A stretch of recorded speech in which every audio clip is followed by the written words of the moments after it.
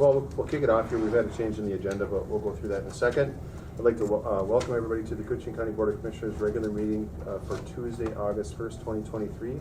Would you help me open with the Pledge of Allegiance, please? I pledge allegiance to the flag of the United States of America and to the republic for which it stands, one nation, under God, indivisible, with liberty and justice for all. Thanks, everyone.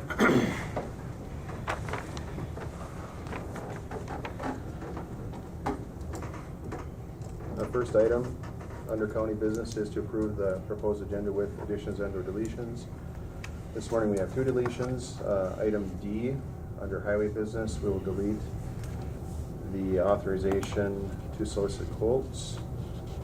And item B, assessor business as a scheduling conflict has come up. I'll make the motion. Thank you, Commissioner Roach. Thank you, Commissioner McIntyre. Any discussion on the agenda? Hearing none, I'll call the question. All those in favor signify by saying aye. Aye. Aye, opposed, and motion carries. Next up is to approve the minutes from the July 25th, 2023 regular meeting. I'll make the motion. Thank you, Commissioner Hill. I'll second it. Thank you, Commissioner Roach. Any discussion on the minutes? Hearing none, I'll call the question. All those in favor signify by saying aye. Aye. Aye. Opposed? And motion carries.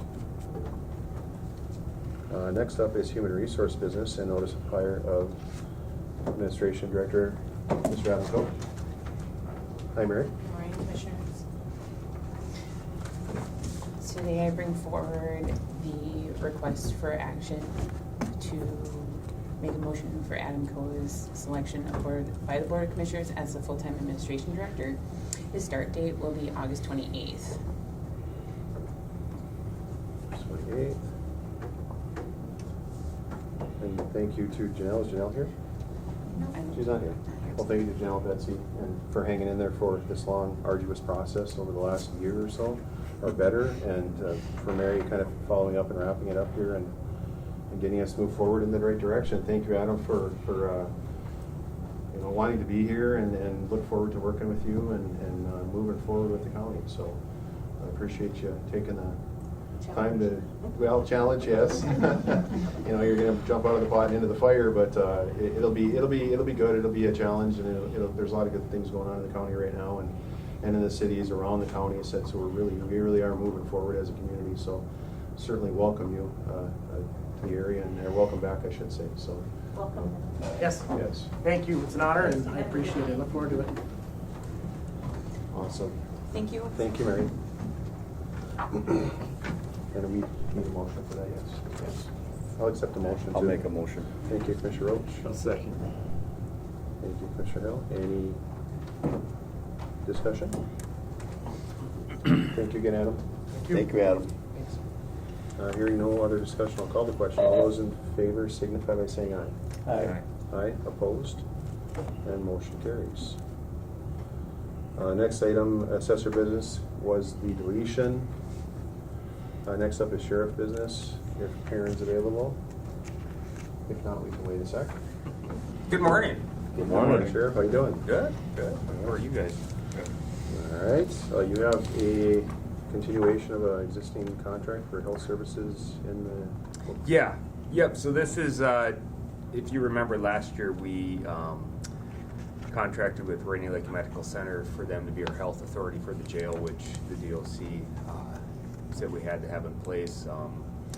They were really good to work with, and it was a one-year contract that is expiring at the end of this month, so we are simply asking for a continuation, another one-year contract. Same cost as it was last year, $8,000 covers the year. Been very happy with them. They're really good to work with. I think it's a good deal for the county. Excellent. And they're all on board with all that and continuing. That's great. Yeah, it kind of got to be a bigger deal without Yeah. that and the changes and stuff. So should certainly appreciate them taking this on for us. So yeah, I'm formally asking for board approval of that contract. It was included in your packet, and then authorization for me to sign it again on the county's behalf.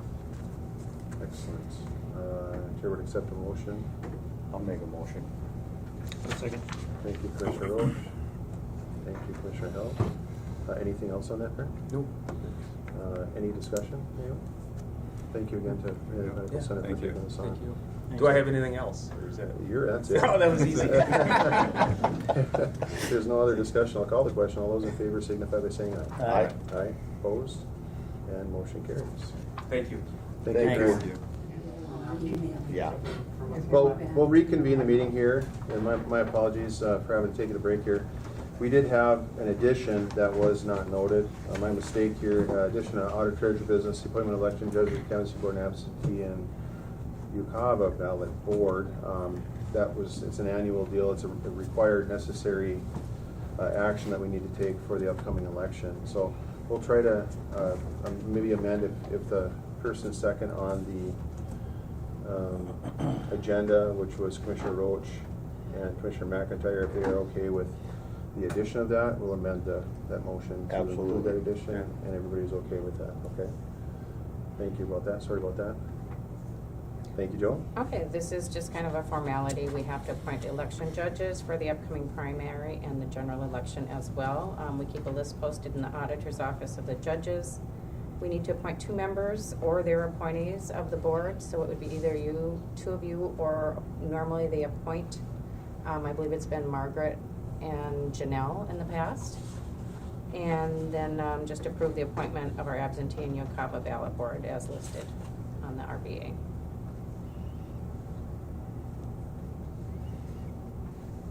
And that's the in-house appointments? Yes. Do these folks know they're gonna get appointed, potentially? Yes. Okay. Margaret Hyam And Janelle Peterson. and Janelle Peterson, okay. All right. Chair will accept a motion for the appointment of Margaret Hyam and Janelle Peterson. I'll make a motion. I'll second it. Thank you, Commissioner Howell. Thank you, Commissioner Roach. Mr. Chair, Yes. if I may expound on the motion? Yes, absolutely. So the motion would also include appointment of election judges for primary general elections. The list is posted in the auditor's office, and also to appoint absentee and what did you say that was? UCAVA. UCAVA, okay. Ballot boards also. So if we could have all 3 of those items are part of the motion. Yes, please note that on the RBA of the appoint the absentee, the 2 members and their appointees of the canvassing board and the election judges for the primary general elections as posted. So that would be the motion. If the first and second are okay with that. Yep. Thank you, Yep. Betsy, for clearing that up. And we can put the auditor treasurer probably in lieu of, maybe just put that as, D1.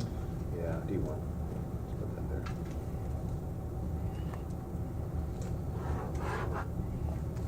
Commissioner Hell made the motion, Commissioner Roach seconded it. Any discussion? No. Thank you, John. Thank you. Thank you. Thanks. Hearing no other discussion, I'll call the question. All those in favor signify by saying aye. Aye. Aye, opposed, and motion carries. Thank you. All right. Excellent. All right, next up is environmental services, and we have some considerations of combined parcel rezoning and conditional use permits. And we'll do these individually. We'll go through a couple of them here. Matt will go through a couple of them here. And then I think I'll make a statement on the planning and zoning and some of the reasonings for being here today. If Matt probably will cover it as well. So I'll let Matt take it and Thank you, Commissioners. So we have 3 different rezoning and conditional use permits today. The Planning and Zoning Commission met on Thursday, July 13th to hold a public hearing on the combined parcel rezoning and conditional use permit application submitted by Patrick and Carrie Flannery. So this would be the first one on the agenda. The parcel is located near Rainy Lake along Town Road 342. The applicant is requesting to rezone their parcel from R2 medium density residential to RR1 residential recreation, and request a conditional use permit in order to convert their existing residential dwelling into a short-term vacation rental, i.e. less than monthly terms. As per the 1975 Koochiching County zoning ordinance, approval of a conditional use permit is required for conducting a recreation service-oriented business, such as the proposed use.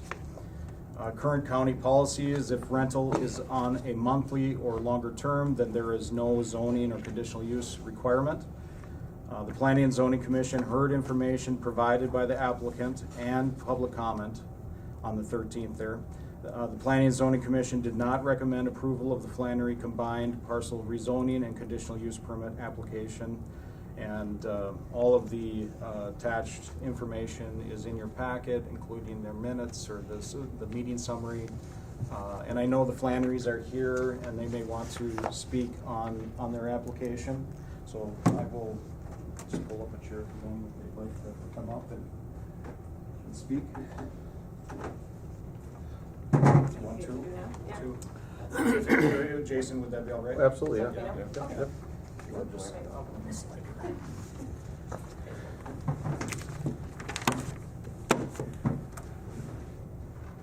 Right. Keep it to a couple minutes here. All right. Hi. Thank you, Commissioners. My name is Kari Flannery. My husband Patrick and I own the home at 2291 Town Road 342. We are also part-time residents at our home on Jackfish Bay and spend as much time here as possible. My grandparents were longtime residents, and my dad and his siblings all grew up in International Falls. We have a close connection to the area and want to feel we are part of this community. I'm not here today to deliberate the pros and cons of short-term rentals in Koochiching County. That's a much larger conversation needing considerably more research and input from the county. Creating and evaluating regulations for short-term vacation rentals is a complicated conversation that we hope to be able to be a part of in the future. I do come here today to ask the county board to consider our application for rezoning and conditional use for 2291 Town Road 342, received by Koochiching County April 10th, 2023. To clarify, this is the only other property we own in Koochiching County besides our family cabin, and the only property we plan to use as a short-term vacation rental. The county's Planning and Zoning Commission did not give their recommendation on our application due to no action on July 13th, after emotional testimony from residents that to us focus more on whether vacation rentals are desired in the county than on whether our application meets the county's current rezoning and conditional use requirements.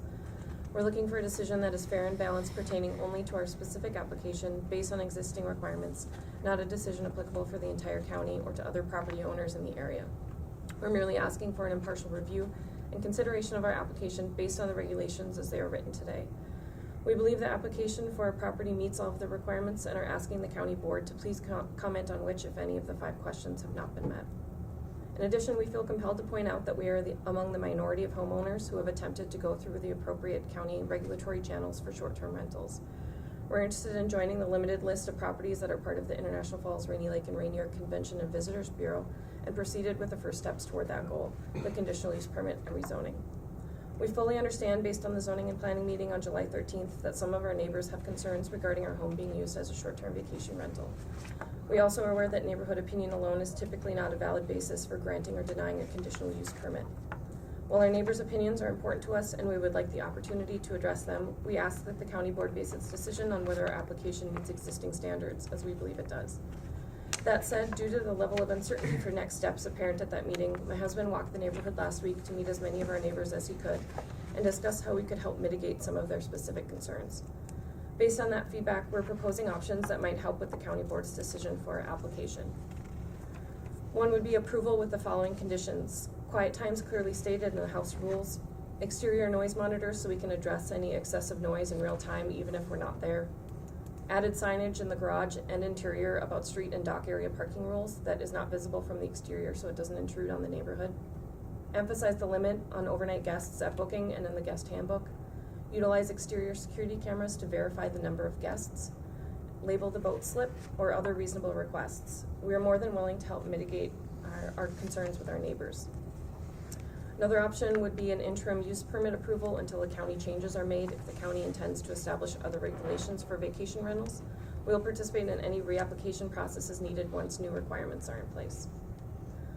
Finally, a conditional approval that applies the rezoning and conditional use permits to the property only while my husband and I are the homeowners. The conditional use and rezoning permits would not apply if we were to sell the property.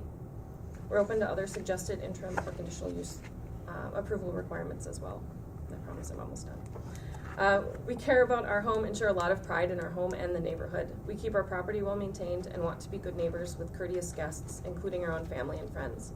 Airbnb and VRBO already perform background checks and screenings for guests. We'd screen them as well.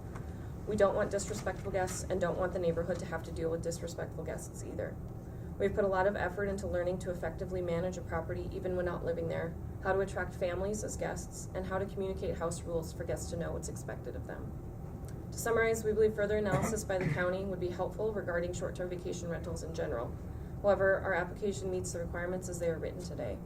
We respectfully ask the board to approve our conditional use and rezoning permit request based on today's requirements with any conditions as I've suggested or otherwise.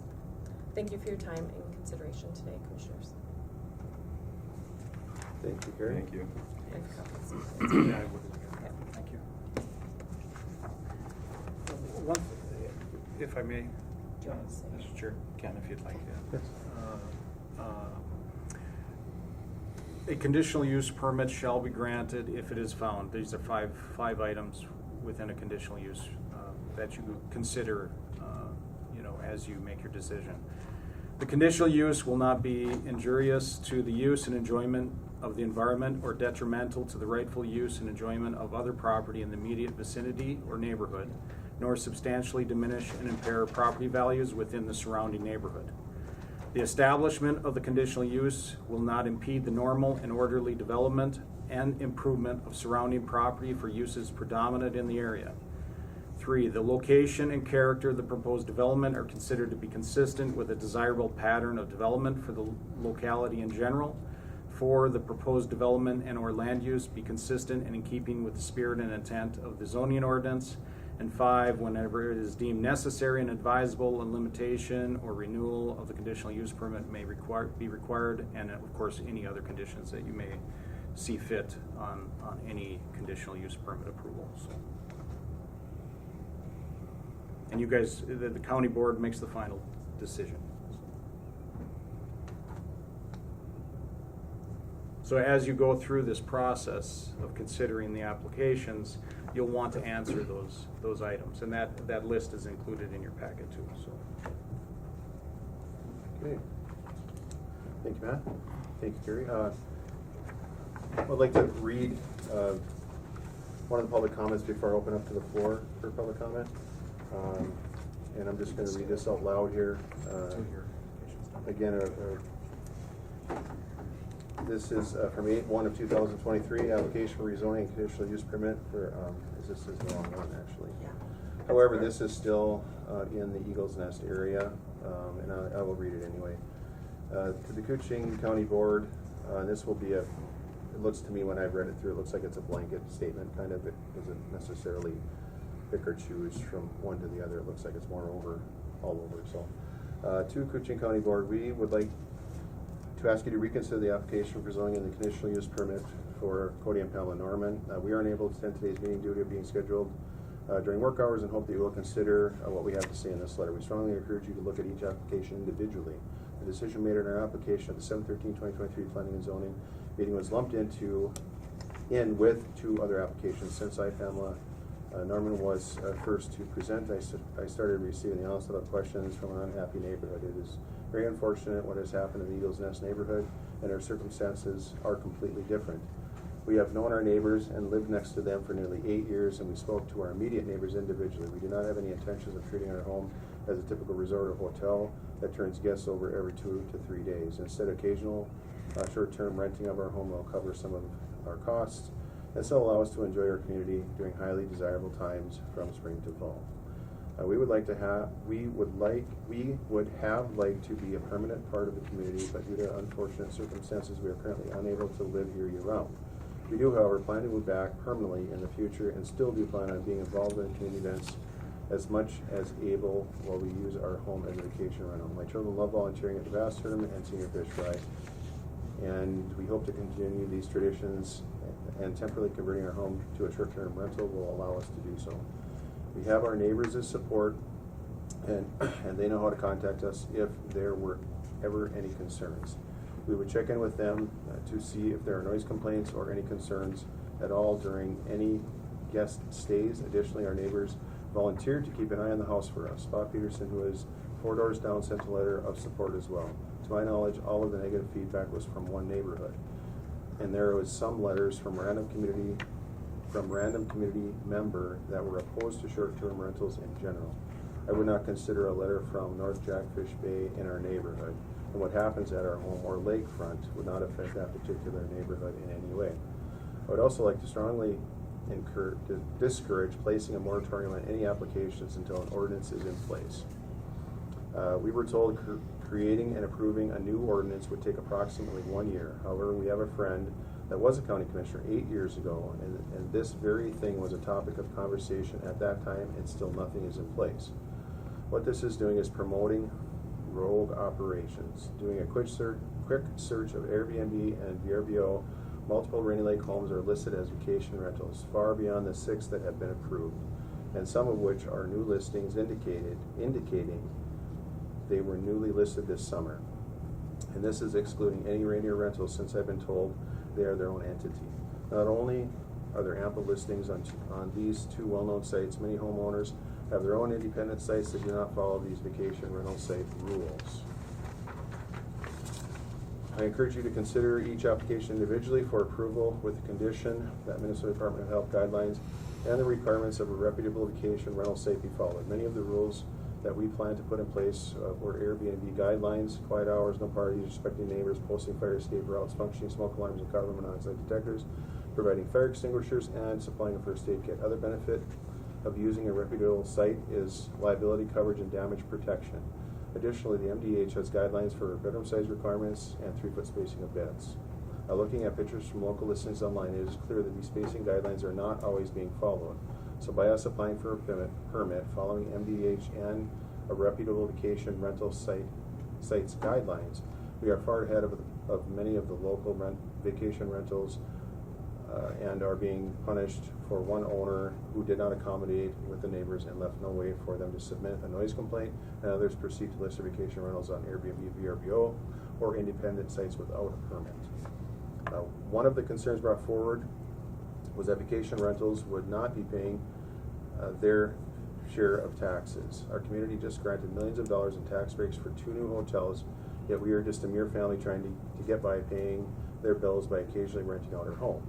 Rainy Lake is a vacation destination with a large number of seasonal businesses. Without tourism, our community could not survive. Another concern brought forward is that guests would just cook in their rental and not dine out at resorts and other establishments. This could not be further from the truth. Vacationers spend far more money daily than a local family living at home. Tourists pay fishing guides, buy gas for their boats, dine out, frequent resort for happy hours, purchase bait and tackle, and frequent local businesses for Rainy Lake gear and souvenirs. And staying in the Rainy Lake home allows guest families and fishermen to fully embrace their Rainy Lake adventure, leaving them wanting to return for years to come and invest in our community. In the application, I stated that the proposal was consistent with the area, since on both sides of us, 2 homes down, are secondary seasonal homes, along with the island directly across from us that contains seasonal cabins. I would like to add that since the time of the application, I've learned that there are multiple vacation rentals in our area.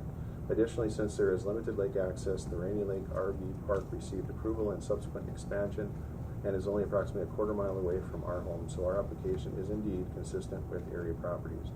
In conclusion, we would implement a plan for the occasional short-term rental of our home that works for us, our neighbors, and our community, and we would abide by any future guidelines or ordinance put into place. Thank you for your consideration. That was the only letter that I have asked. In the packet, there's other letters also within our county packet here today that were from and submitted to the Planning and Zoning meeting on the 13th. And from that meeting, there was no action, and like Matt said, no action is a no for the VRBOs. And generally, I think there was, I wouldn't say confusion, but I just think that we just don't want to get this out of hand, and I think that the Planning and Zoning Commission felt I think we're getting some pressure from the public to take a look at this. Now, that doesn't mean that we're going to take a look at it forever or for 8 years. I know you didn't write this letter, so I won't look at you necessarily, but in general and overall, it shouldn't take 8 years to do this. You know, we should be able to, there's other, you know, we've been looking at formats and stuff. There's other formats that we can, you know, quickly adopt.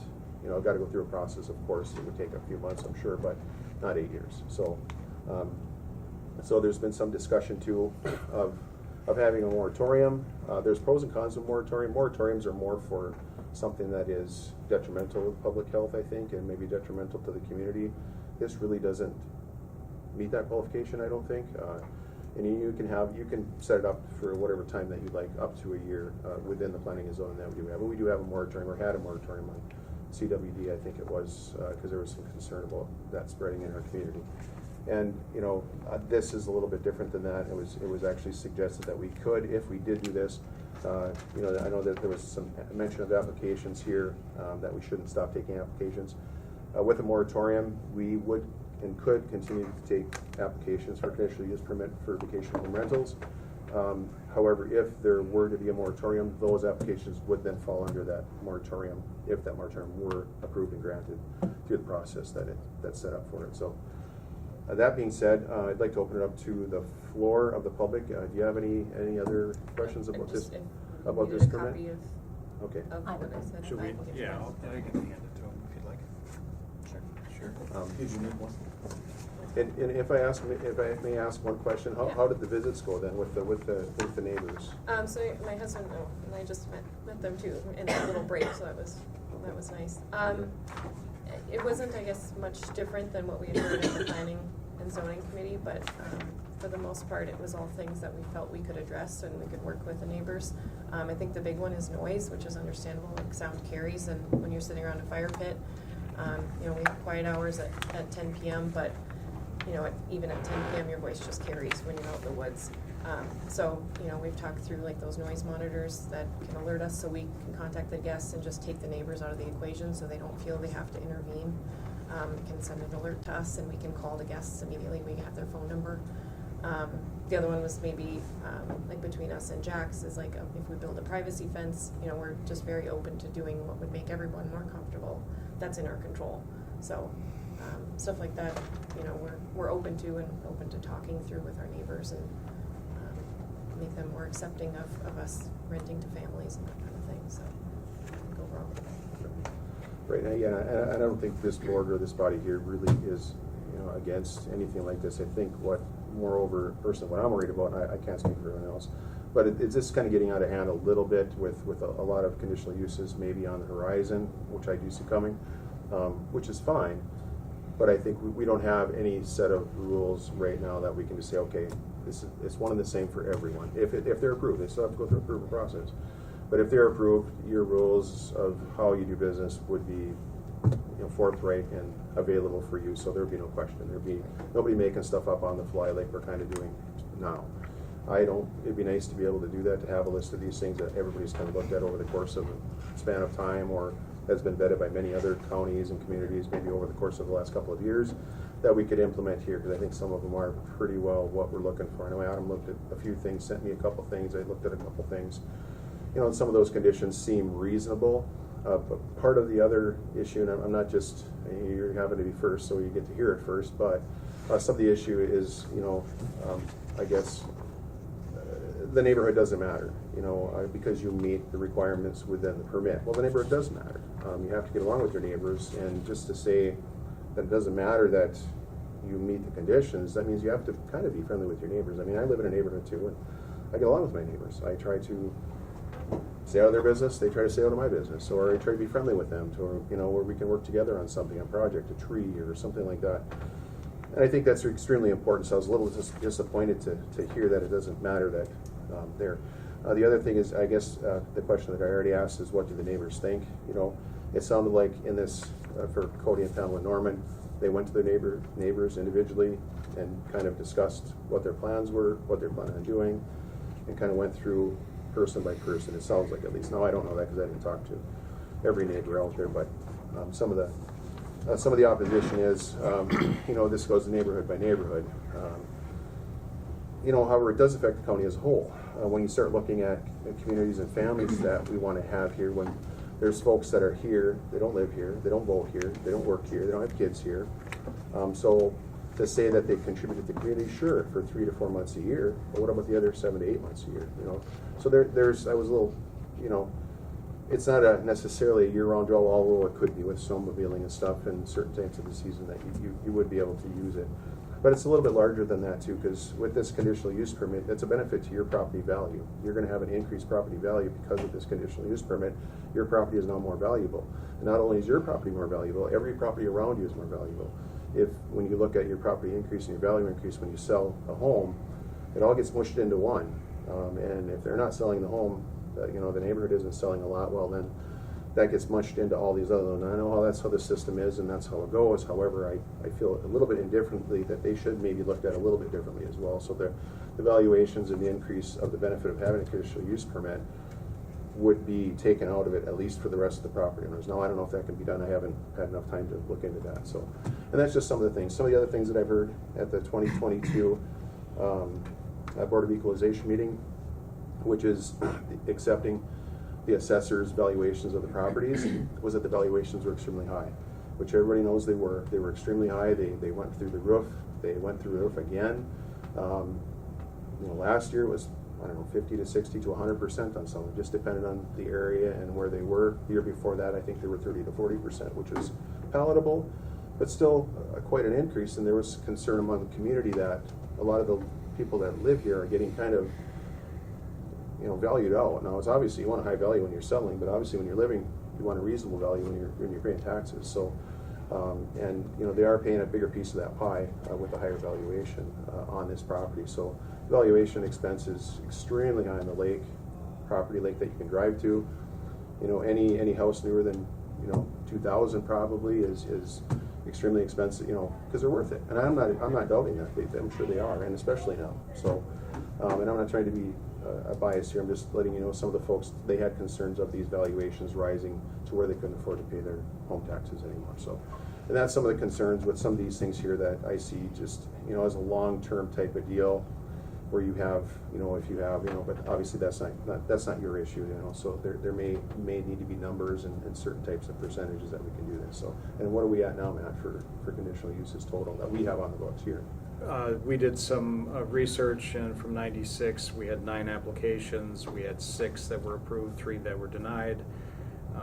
You know, at the meeting there was discussion that there's more than that, and I know I spoke with Betsy, and she said there's a few extra on the list that are paying Convention and Visitor Bureau fees. So yeah, I mean, we haven't had a huge influx of them over the years, but recently there's been a lot more inquiries, and I know that Whitney and I have discussed with other potential applicants about potentially, you know, applying for short-term rental and a rezoning in, you know, similar locations as these applicants. So it's something that's coming, and I think it'll be more and more. I know the Planning Commission asked the county board to consider directing them to study this issue and to come up with a recommendation as far as you know, more you know, study the regulations and come up with a recommendation to the county board for approval, I guess, for future use and better management of these types of properties, and to make it a clearer process, just as you stated in your statement there. So I know that the Planning Commission is looking for that for the county board, but that's a different motion outside of the applicant here. Their application is independent and needs to be considered independently, just like every other applicant. So. I clarify, we very much do care what our neighbors think. I don't know if the Norman's letter came across that way or mine did, but. No, it was just a sentence I picked up on as well. Okay. Not a big deal, really. We very much important. want to work It with is them, important. yes. Oh, I don't want absolutely. to seem like we don't. Yep. And you did speak with your neighbors? Yeah, my husband walked through the neighborhood last week and knocked on doors until he could meet everybody who was home. With that, I would take any concern or public comment for this application only at this time, or in general overall, and we'll move forward. Yes. Yeah, absolutely. Come on up. If you wouldn't mind stating your name and address, please. Norm Wood, 2321 Town Road 342. So we're neighbors, just down the road a little bit. So I think you guys have probably read enough of what I've written previously. So just to add a couple things and just to clarify a little bit. I've been a fishing guide since I was like 25 or 51 now, so 20 plus years of experience with groups of fishermen on the lake, big groups, small groups. It's been a lot of years of doing that. Before I start with that, I just want to say Pat did come around, Pat Flannery, super nice guy. Was a gentleman, very polite. I enjoyed talking with him, and I feel bad that we're at odds on this thing. So, you know, he was super nice when he came around. I told him flat out that I didn't agree with what he's doing, but this is where we're at, I guess. So, you know, I think when families come up and they stay in these places, you know, it's probably not that bad. You know, we don't have problems.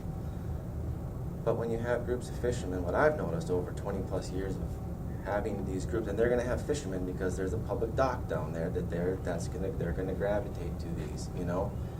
And you often can't control how many people are going to be there, or who's going to show up, or who's going to be on that dock, or who's going to be at that place in the evening, the night, enjoying their time there.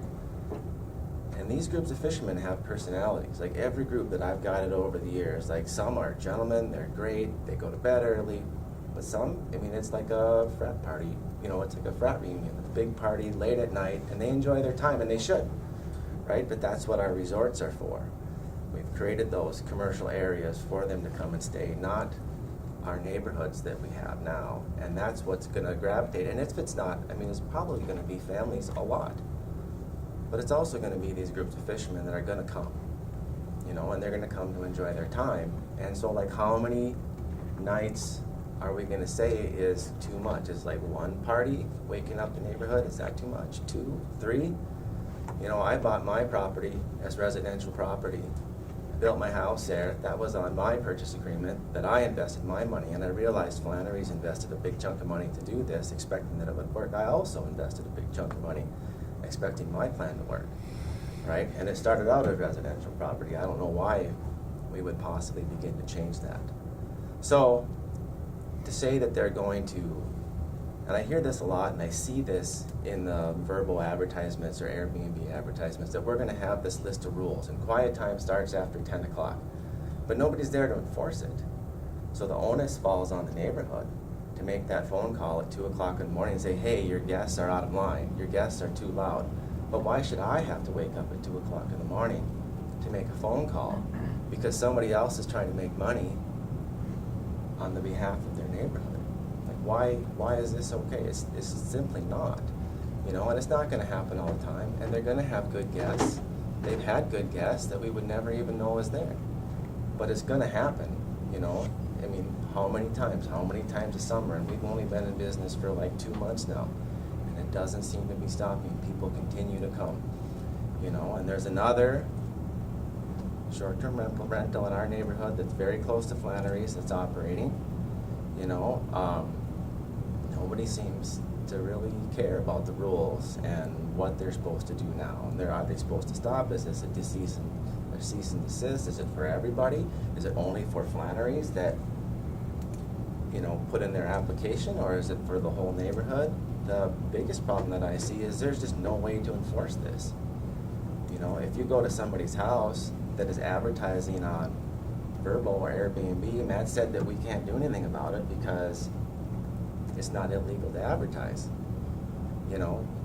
So are they just entertaining friends with, you know, different license plates every 3 days?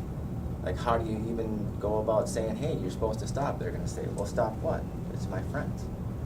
You know, so to open this up and say, you know, we're just going to let the community start doing this, I mean, what's going to happen to our neighborhoods? It's really going to turn into a giant resort. And that's what's happening down at the bottom of our hill right now, is it's one big resort with that dock down there and everything. But it's not being enforced. There's nothing happening there because, like, how would you even begin to say, I mean, can I open up my house and run a Vrbo? You're going to tell me I can't? I'm going to say, well, these are all my friends. I just invited all my college friends from college. What are you going to do about it? You can't do anything about it. That's what's happening. So, you need some laws, you need some teeth, you need some place, some way to manage this, and you need some concrete rules to say, you know, how many times does neighbors have to speak up to say this is wrong before we're gonna get rid of it? Because if you start it and you have no way to get rid of it, everyone's gonna do it. It's too lucrative. It's $350 a night, right? I'm a fishing guy too, you know. I'll go start buying properties and start making verbals, right? So, please consider those things when you make your decision. Thank you, everyone. Thank you. Anyone else? Yeah, go ahead, Matt. Could I, Mr. Chair, I'm sorry, come on, sit, go ahead and sit, but I just wanted to make one comment. The comment about a public dock, that the dock that the Flannerys have there is a commonly owned private dock, so it's not a public dock. Sorry, Yeah, that's an important distinction. So the county doesn't have a county dock there. That's a privately owned dock managed by a number of properties. They all have an interest for one slip, and there's a document recorded related to it. So that was just one clarification. You're right. Yeah. Yep. Thank you. So go ahead. Thank you, Matt. Hello. I'm Garner Wiley. My husband and I live here in town, but we have property out at the lake at 2278 Town Road 342. I attended the public hearing on the 13th, and my husband and I both expressed our displeasure, perhaps, with the permitting process for the Flannerys.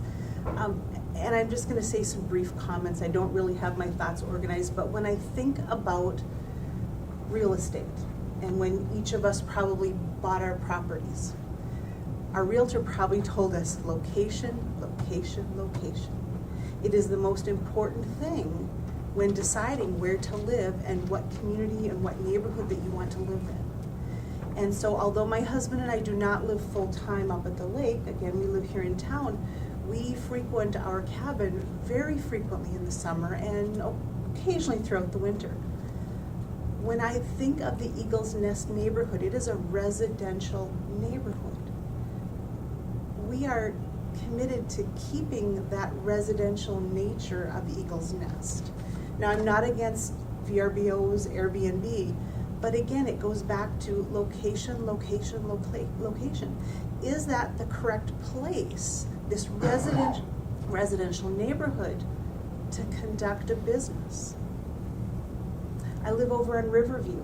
I wouldn't want a Starbucks next to me, but I have no animosity towards Starbucks. They make a great cup of coffee, but it needs to be in the correct location.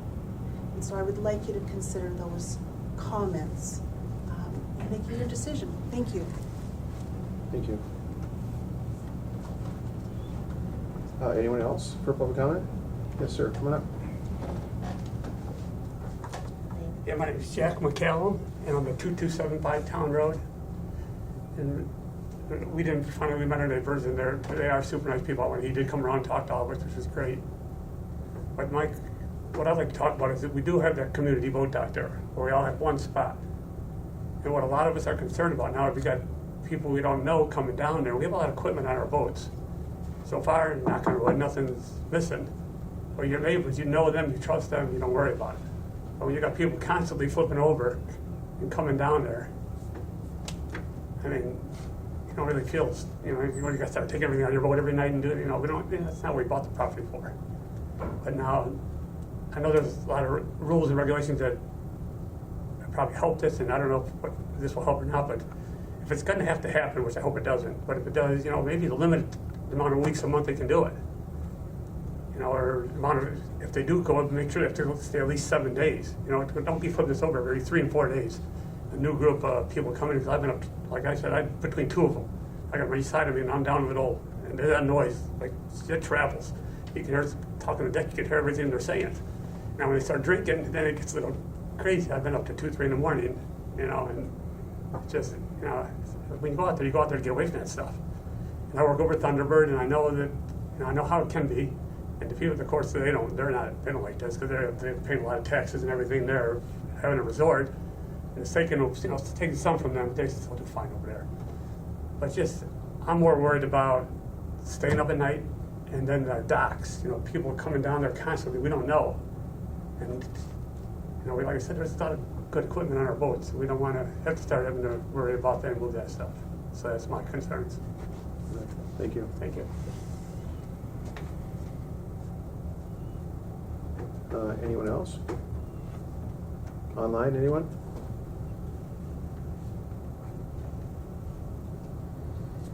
All right, hearing none, I will turn it over to the board. Get some thoughts. Oh, Mr. Chair. Yes. So my thoughts are that it is a residential area. I mean, that's what it is. So when you bring these in here, that, you know, that changes it a lot. I'm not so sure I would want one by me. Not saying that I never would, but when you have all these residents that's been living up there for many, many years, and then now you're bringing groups in twice a week, whatever it is, and they don't want it. I'm not so sure that I'm really for it.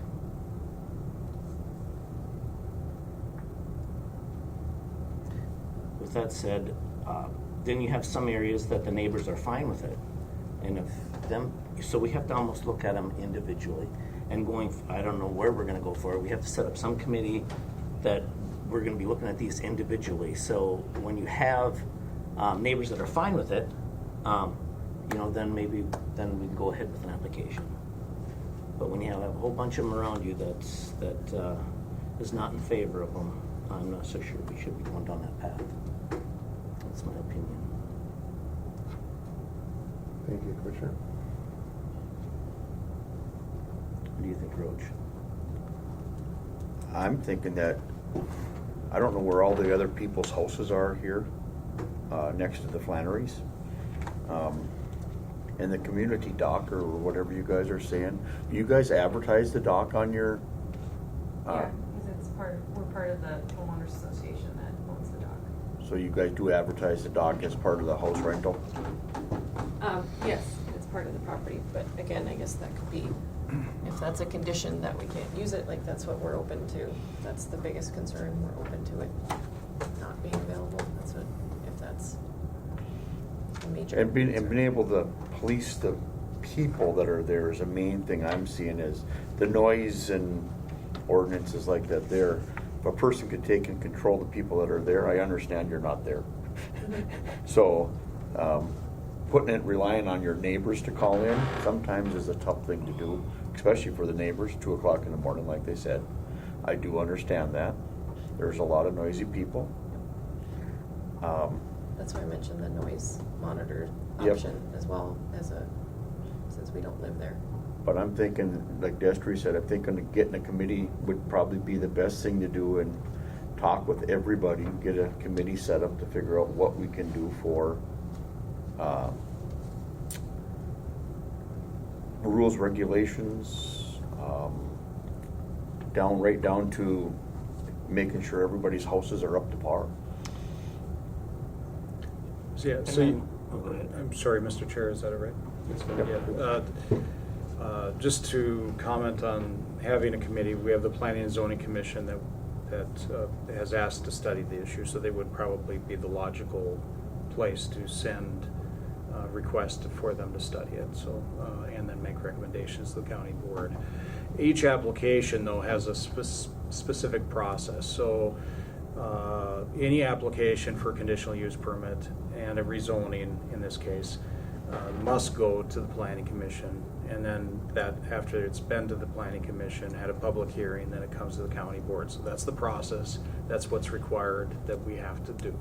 So in that process, if you send it back to the Planning Commission as far as a recommendation to study the issue, not this application, but study the issue, and make recommendations for future regulations, that's certainly something that could be done and would make sense for sure, if that's what you guys decide. But as far as this application, there has to be a decision made, and the basis for that approval is the 5 criteria that I listed out, and you need to fit whatever decision you make, you need to fit it within those five criteria, answer those questions. So just a point of clarification on that. Okay. Thank you, Commissioner. Yes, Adam, go ahead. I think they met all the requirements. If they could, have everybody use the park dock instead of their other dock, and sound sensors and cameras, and try to have those families just mind their own business and be quiet, I think that would be an all right thing. I know the neighbors probably wouldn't be very happy, but if they can have 7-day stays instead of 3-day stays, and try to make sure that everything's settled down, and maybe have someone they can call to check on them on occasion, I think that it would be an all right deal.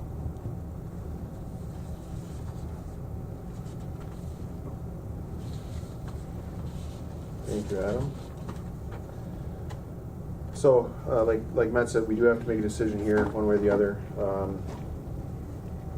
From the planning and zoning, with that being a no motion is the same as a no vote. So, but there is a timeline, so understanding the timeline, if there is no decision here, then it's automatically approved without anything. So if there were to be motion either for or against, that motion would obviously come with obvious conditions that are of concern. But it's really unfortunate that the community doesn't want this either, like that the residents that live there don't want this. And I do think too, to a certain extent, that it is a community issue, and the community is the community. And now, am I against them? No. So look at it like this too. If nobody knew that it was there, would you know that what was going on? You know what I mean? So if they're doing it illegally, even the people that are doing it illegally, even if they do say, Norman, these are just my buddies from school, they're going to be up here partying every weekend from now till the end of August. Would you know that that's a VRBO if they didn't tell you? That's my hang up, I guess, is... Well, it's advertised. Well, it is advertised, yes. But if you didn't look for the advertisement to say what's going on down there, would you even know or care? Other than it was noisy one night, they had a party. I could have a party. I get out of hand, or my neighborhood. You can hear me all over. So, I mean, and I'm not trying to diminish your wishes of the community at all. But we've had some people that would request not having a jet ski on the lake.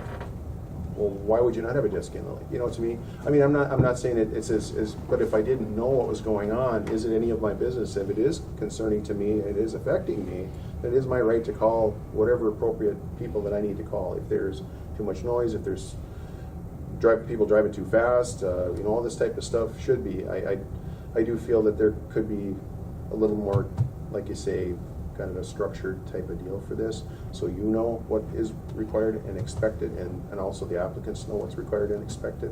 Because right now we really are making it up as we go. We've had 9 since 1996. I was maybe involved in 2 of those 9, maybe, and they were really, and you really wanted to keep it consistent. I understand the consistency thing, so someone can go back and look and say, well, you didn't make them do this. And that is a problem. So I'd really like the community to consider. I mean, I obviously too, I think with the discussion of having licensing and permitting, we have an annual look at these every year. So they wouldn't go on and on forever. There would be no, this thing wouldn't be, we'd have an annual license that would be renewed. If there's complaints over the course of the year, where the community, if Norman says, you know what, they partied 8 times last year, I'm sick of it. I've called the sheriff 3 times, they didn't quiet down, they had to come back, so on and so forth. That would be denial of the permit, and he'd be done. And that's, I mean, and I know that's not the answer that anybody's looking for here, and I don't want to see the whole neighborhood go either to completely VRBOs. However, we don't have anything in structured yet to say what we can and can't do. Some of the ones that I've read since this all kind of began, is there is teeth in some of these deals. There's offenses. There's a fence language in there that says, if you do not have a permit, I appreciate you coming forward too, by the way, too, because not everybody does that. And when you say you have, 6 out of the 20 or 25 that we have on the lake, you're the ones that are trying to do it right. So we do appreciate that. Don't get me wrong. These are just concerns that we have. Yep. Some of the ones that don't disregard completely, they're in a different area for me.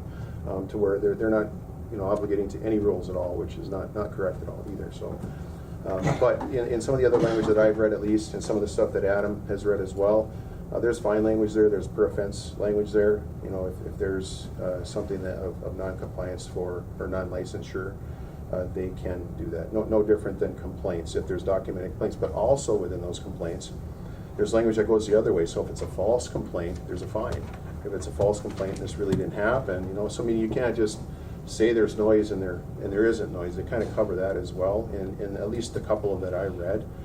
So if I didn't like it, I just don't want them there, and I call and say, hey, this party's been going on forever, and the sheriff gets in, the lights are out, or nobody's even there, for instance, or perhaps, well, then I would be the one to pay him the $500 fine for making a false statement. So, there's language like that's there too, but again, we got to consider the neighborhood and what the neighborhood is too, and that's the biggest thing too. As a community and as a county, we have to consider the neighborhood and what the neighborhood is looking at for their interests and their concern. So it's not the idea of having it, because if you didn't know, would you know? And that's really, think about that. I thought about it. It took me a long time to get there. I was like, well, if I didn't know, would I know? I mean, other than there's noise and maybe more traffic than usual, and your brain can wander into maybe what somebody's doing, and it may. But if it's not harming me or affecting me, and maybe there's different people that you don't know, well, yeah, maybe, and yeah, it would be nice to know. I don't know all my neighbors. Some of them, I don't know everyone. Some of them like me, some of them don't like me, because it's just the way it is, But it's just part of the community, and I think we do have to have some type of easier method of doing it than this. So it'd be a little more streamlined, a little more cookie cutter, so we don't have to. Everybody's on the same page. So I agree with yourselves and with the people that stated we need to have rules and guidelines. But I don't know what. I mean, what do you? I know you're the owners out there. You're the ones there. What do you think about that? Is that something that's a possibility, or are you completely saying, you know what, I don't want any of this? I mean, period. And that's where you're at, because we will develop these, and any type of a condition would be in that. I mean, you could be part of the process if you wanted to be. Honestly, if you wanted to be on the committee, we'll put you on the committee to say, hey, I want this in here. And that would be considered as part of the planning process in the committee. We could do that right now. Certainly, we can invite anybody to a plan. It's a public meeting. Yeah. Anybody can come, and we'll take comment from anyone at a planning commission meeting. And that's something that I think the planning commission would appreciate. The more people involved, the easier it becomes. We're all working together to try to come up with good solutions to challenging problems. So. Well, it is a challenge, because I understand you built a house, you had a goal, you have a thought, and you're doing it. I have the same thing, Ricky. We all have our own directions that we're going. And I mean, if we could go I know we're not going to go in the same direction as necessarily a rental home, but I think there can be some processes put in place that do mitigate some of the concern. But again, it is your neighborhood, and it is something that you have to deal with. I don't live there. So you have to consider that, and it is a consideration personally of mine, of what you really truly want out of all this. So I mean, and you can certainly speak to it if you want to, or think about it, or you don't have to say anything if you don't want either. So whatever you like. So I'm really trying to kind of move it along, because I think we have more, like I say, we have more on the horizon. We do want input from people. Community input, not people that maybe aren't from our area necessarily. And that's not that I don't appreciate people that don't live here. They have great points of view, and in some cases we need you. And they really are an addition to our community. So I don't want to be disheartening to anyone, but I think some of the community residents do matter, because they do live here, they do go here, they have kids here, they have their families here, over and over again for many generations, some of them. So I'd like to hear what your thoughts are. Certain types of deals that we can do to help this, or to say, well, you know what, no, we don't. We think it's a community thing, and that's that. So I do think that just limiting them to the amount of times they can do it would be a good start if we're going to go down this path. Because how much money do we? Like it's at $350 a night. How much do you need to make a month for it to be worth your while to do it? And if there are free, I had a group up there a few weeks ago. There was, it wasn't one night. They're up there for 5 nights, and all 5 nights it was 2, 3 in the morning. Just like 4, 2, 3 in the morning. They're playing bags, yelling, screaming, swearing, everything going on. That's the stuff you don't want. Now, that doesn't happen every weekend. It wasn't Flanders, no. It was other my other neighbor. I'm right between two of them. Okay. So I'm getting both on both That's sides. the problem. One comes in, one leaves, one comes in, and it's just nuts. And so it's like, if we could just stop the, how much money do you have to make for it to be worthwhile? And then, if you do complain, how many complaints are they allowed before, okay, yeah, you don't get this no more? That'd be a good start if you gotta go down this road. Yes, go ahead, please. Hi, I'm Nikki Wood. Maybe we should have him come up, it'd be too hard to hear. Yeah, absolutely. Come on up if you like, please. I Thank know you you. guys have heard from us before, and That's we just okay. don't want to beat a dead horse. I hate confrontation. I would much rather have coffee with you than be here. But I think, like, if you're asking for a little input additionally, we like to think about it as, like, we have this residential neighborhood, and now all of a sudden I want to open up a mechanic business. So it's not even about Verbos. We've stayed in Verbos. We've had a great time. It's been in many different neighborhoods. But if I'm a mechanic and I now want to open up a big shop in my neighborhood, now I have lots of cars coming in and out, noise, and the onus is on my neighbors now to call and fix this. And so it's not about the Verbos. It's about, you know, our neighborhood. Like you said, can you go neighborhood by neighborhood? We love Rainier. Somehow they make it work there. Like, there's lots of Verbos in Rainier. They've got their resorts, but we didn't want to live in Rainier. We moved out to a very quiet residential neighborhood, and that was our choice, and that's what we thought we were getting when we, you know, had our plan and our investment also. So it's not personal. They are lovely people. We wish that you lived there full time and we could be neighbors with you and all of that. But if you're looking for an input, should it be neighborhood by neighborhood? Sure, if it works for the Normans and they are getting along great with their neighbors and their neighbors even volunteer to watch their home while they're gone and that works, that's great. But if the majority of our neighborhood, 10 homes, 10 cabins out of 11 or 12, say no, I guess we feel like, well, why is that a consideration then? Do you know what I'm saying? So we respect you and thank you for listening to our concerns. So, and we would be happy to be part of the process if that is needed. So, thank you. Thank you, Nikki. Anyone else, Carter? Sure. I would echo Nikki's comments in that Eagles Nest is a residential area, and I'm going to beat this dead horse. Location, location, location. It's a residential area. Why would, I should say, let me back up. If the majority of our neighborhood is not in favor of this business, I think that automatically changes the neighborhood, the flavor of it, the remoteness of it. I think there are still places on Rainy Lake that would make successful VRBOs and Airbnbs. I just think right now the makeup of Eagles Nest is not one of them. So I am in no way against business. I think we need that in our community and in our county. I wish the Flannerys would be full-time residents there on the corner of Eagles Nest. But having this ever-changing rotation of people, and it is a business, changes the makeup of the neighborhood. Certainly, I think Jack is the most impacted by this because he has two, and I'm going to be strong here and say illegal VRBOs running right now. I can't imagine how that is for him. So again, I thank you for your time. I hope you'll consider our comments. Thank you. Thank you.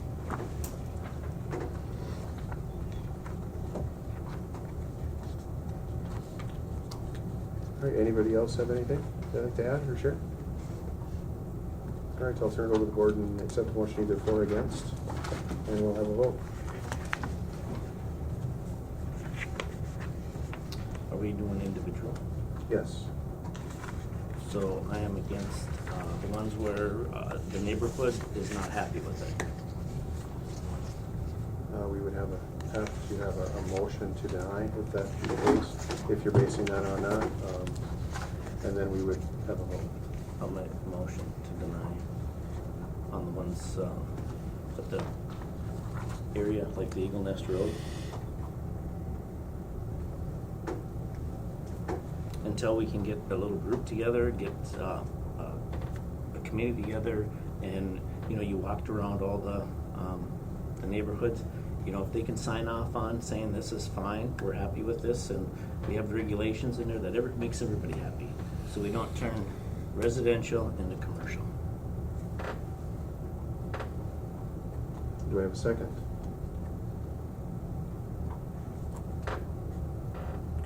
Do I have a second? Hearing no second, I'll accept the motion to approve.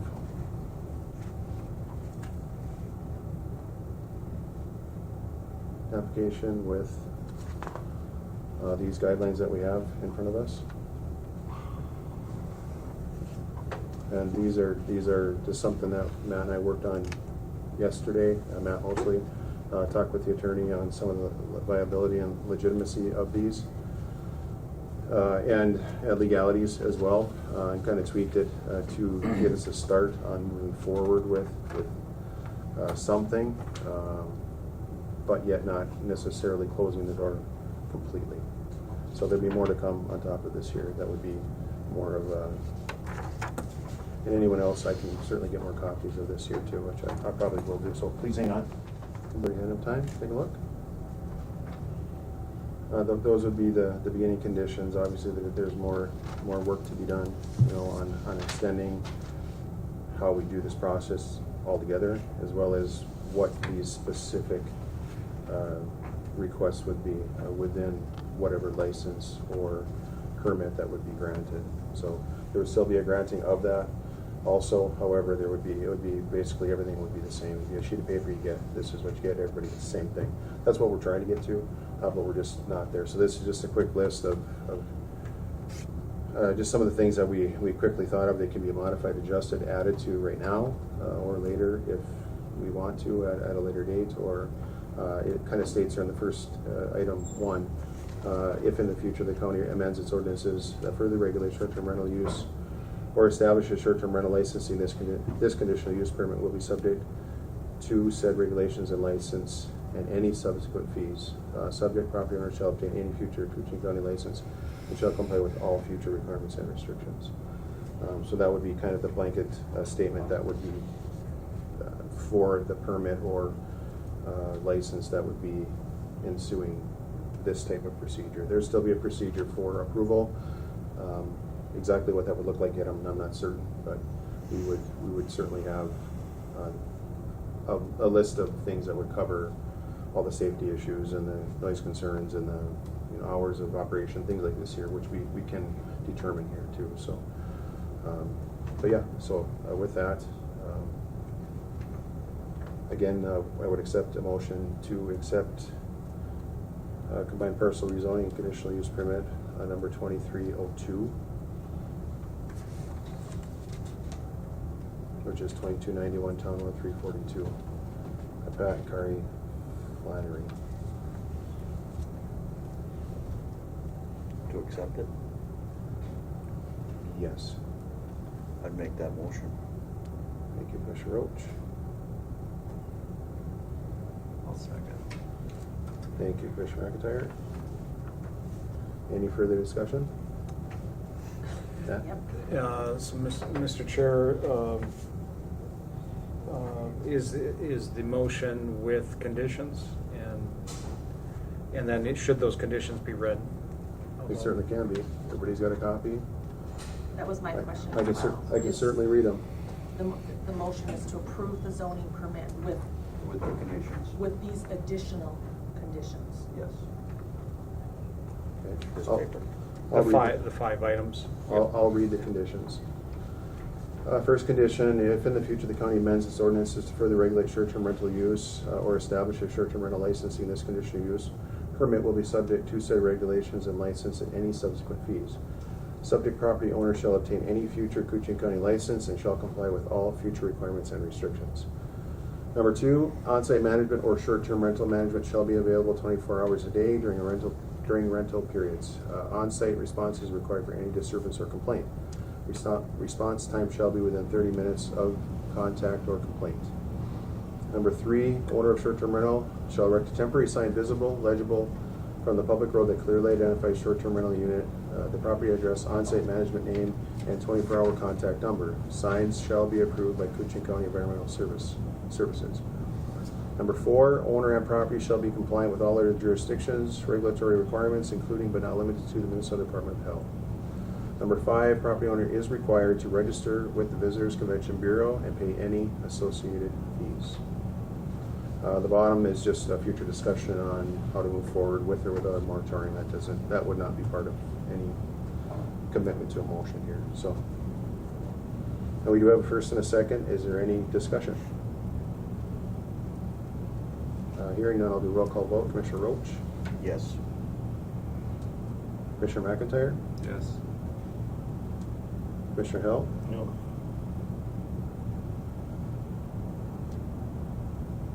And I will vote no. Permit is denied at this time. Moving forward, there's, I believe, a 120-day period, Matt? 120 days, yep. To reapply and reconsider this permit. Flannery's permit. Flannery's permit, yes.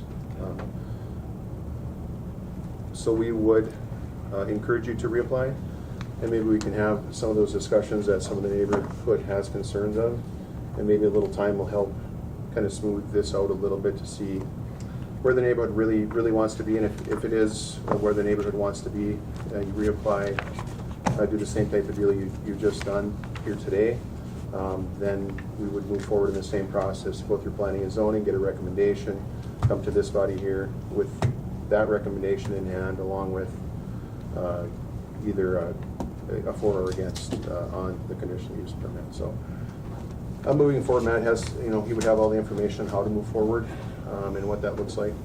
So I really do appreciate you, filling out the application, and I understand, where you're at and where you're coming from with all this too. So really, I would encourage you to fill it out if you want to be a part of this discussion with the planning and zoning. We will have that advertised. We'll make sure that you get the information when we're having these meetings, and we're going to try to get not just from this area in particular, but I think we might start out with a larger group and invite some of the property owners as well as some of the business owners as well. I'd like to see a mix of people involved and kind of get the feel, and I'm just going to probably limit it to up the lake for now.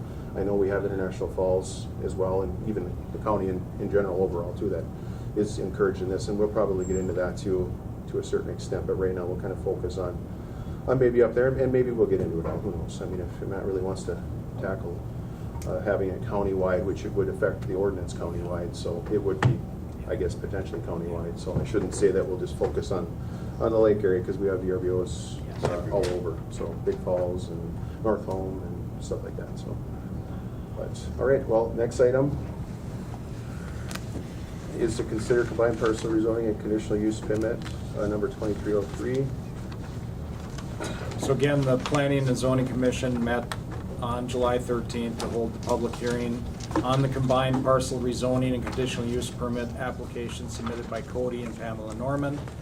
The parcel is located on Rainy Lake along Town Road 276.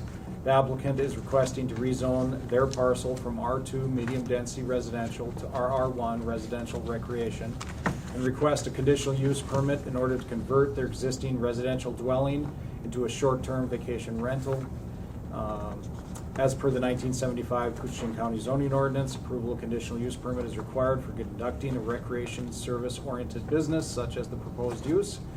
Current county policy is if rental is on a monthly or longer term, then there is no zoning and conditional use requirement. The Planning and Zoning Commission heard information provided by the applicant, the Normans, and public comment, and they did not recommend approval of the Normans combined parcel rezoning conditional use permit application. And again, their staff report and all of the information related to the comment is included in the packet. And again, I do want to say that nothing prevents people to rent their place on a month-to-month term. So there's no, that's just residential use, and they, any of the owners can rent on a month-to-month term. And there would be no special process. related to that under the current zoning.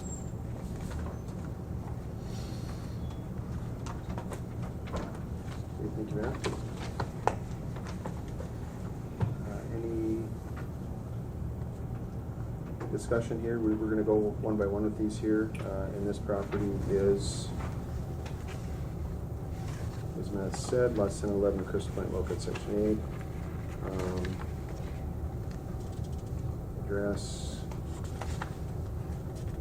2907 Town Road 276. 2907 Town Road 276.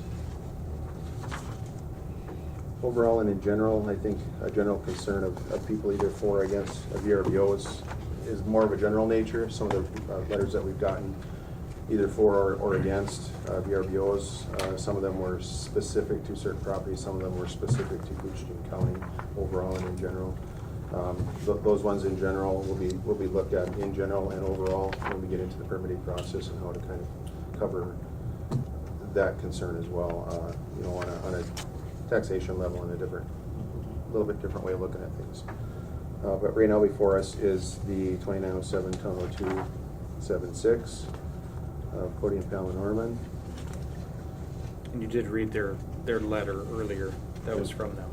And I did, and Yeah. they have.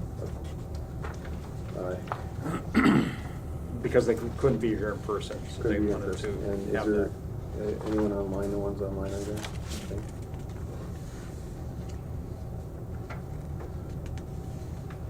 Anyone speak on behalf of Cody and Pamela Norman? Other than the letter, I can certainly read the letter again. To Koochiching County Board, we would ask you to reconsider the application for rezoning and the conditional use permit for Cody and Pamela Norman. We aren't able to attend today's meeting due to it being scheduled during work hours, and hope that you will consider what we have to say in this letter. We strongly encourage you to look at each application individually. The decision made on our application at the 7/13/2023 Planning and Zoning meeting was lumped in with two other applications. Since I, Pamela Norman, was first to present, I started receiving an onslaught of questions from an unhappy neighborhood. It is very unfortunate what has happened in the Eagle West neighborhood, and our circumstances are completely different. We have known our neighbors and lived next to them for nearly 8 years, and we spoke to our immediate neighbors individually. We do not have any intention of treating our home as a typical resort or hotel that turns guests over every 2 to 3 days. Instead, occasional short-term renting out of our home will help cover some of our costs and still allow us to enjoy our community during highly desirable times from spring to fall. We would like to be a permanent part of the community, but due to unfortunate circumstances, we are currently unable to live here year-round. We do, however, plan to move back permanently in the future, and still do plan on being involved in community events as much as able while we use our home as a vacation rental. My children love volunteering at the bass tournament and senior fish fry, and we hope to continue these traditions. And temporarily converting our home to a short-term rental will allow us to do so. We have our neighbors as support, and they know how to contact us if there were ever any concerns. We would check in with them to see if there are noise complaints or any concerns at all during any guest stays. Additionally, our neighbors volunteered to keep an eye on the house for us. Bob Peterson, who's 4 doors down, has sent a letter of support as well. To my knowledge, all of the negative feedback was from one neighborhood, and there were some letters from random community members that were opposed to short-term rentals in general. I would not consider a letter from North Jackfish Bay in our neighborhood, and what happens at our home or lakefront would not affect that particular neighborhood in any way. I would also like to strongly discourage placing a moratorium on any applications until an ordinance is in place.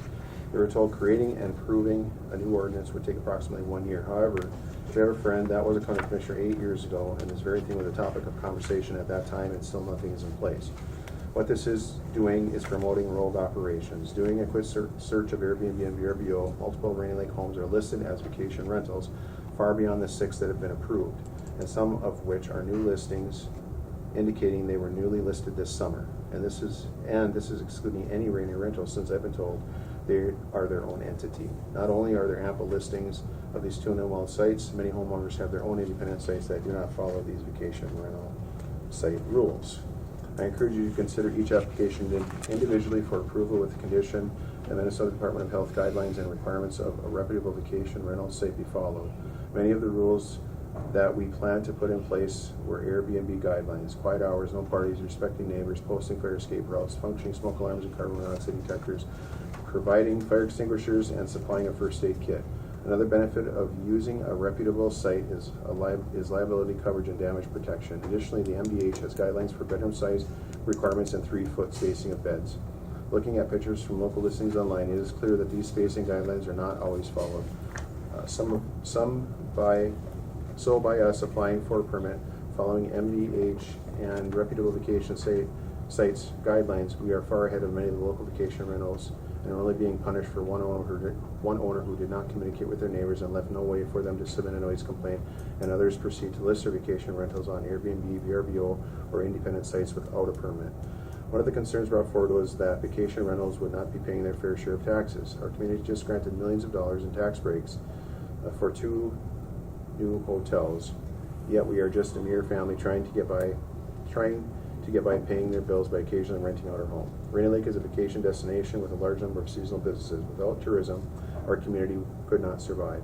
Another concern brought forward is that guests would just cook in their rental and not dine out at resorts and other establishments. This could not be further from the truth. Vacationers spend far more money daily than a local family living at home. Tourists pay fishing guides, buy gas for their boats, dine out, frequent resorts for happy hours, purchase bait, tackle, and frequent local businesses for Rainy Lake gear and souvenirs. And staying at a Rainy Lake home allows guests, families, and fishermen to embrace the Rainy Lake adventure, leaving them wanting to return for years to come and invest in our community. In the application, I stated that the proposal was consistent with the area, since both sides of us, 2 homes down, are secondary seasonal homes, along with the island directly across from us that contains seasonal cabins.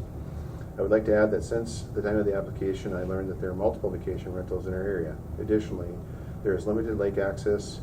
The new Rainy Lake RV Park received approval and subsequent expansion and is only approximately a quarter-mile away from our home, so our application is indeed consistent with area properties. In conclusion, we would implement a plan for the occasional short-term rental of our home that works for us, our neighbors, and our community, and we would abide by any future guidelines or ordinances put in place. Thank you for consideration. Pamela and Cody Norman.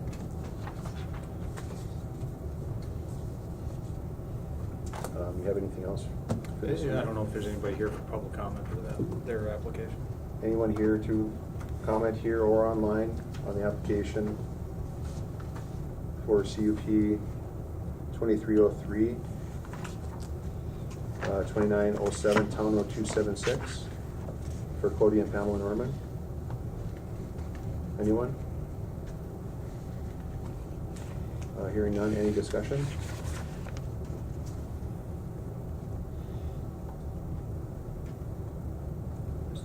Hearing none. Yep, right. Mr. Chair, in the documentation and presented at the Planning Commission meeting, there was a comment from one of the neighbors, as the Normans stated, that they were in favor of approval of this conditional use permit. I also received a comment from a neighbor that would be maybe, just guessing, half-mile down the road on County Road 94, closer to Northern Air, that they were opposed to short-term rentals in general, and opposed to this application too. So varying different opinions, and you've already heard many of them already. So, but specific to this application and the next one. So. All right, any discussion from the board?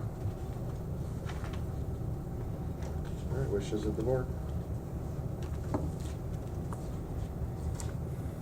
Got to accept a motion either for or against approving the application or denying. I'd make a motion for. Thank you, Commissioner Roach. I'll make a second for. Thank you, Commissioner McIntyre. Any further discussion? Is that with discussions or with the Well, conditions? I would assume with these. With conditions. Okay, Yes. with conditions. All of them will be with conditions that we're going to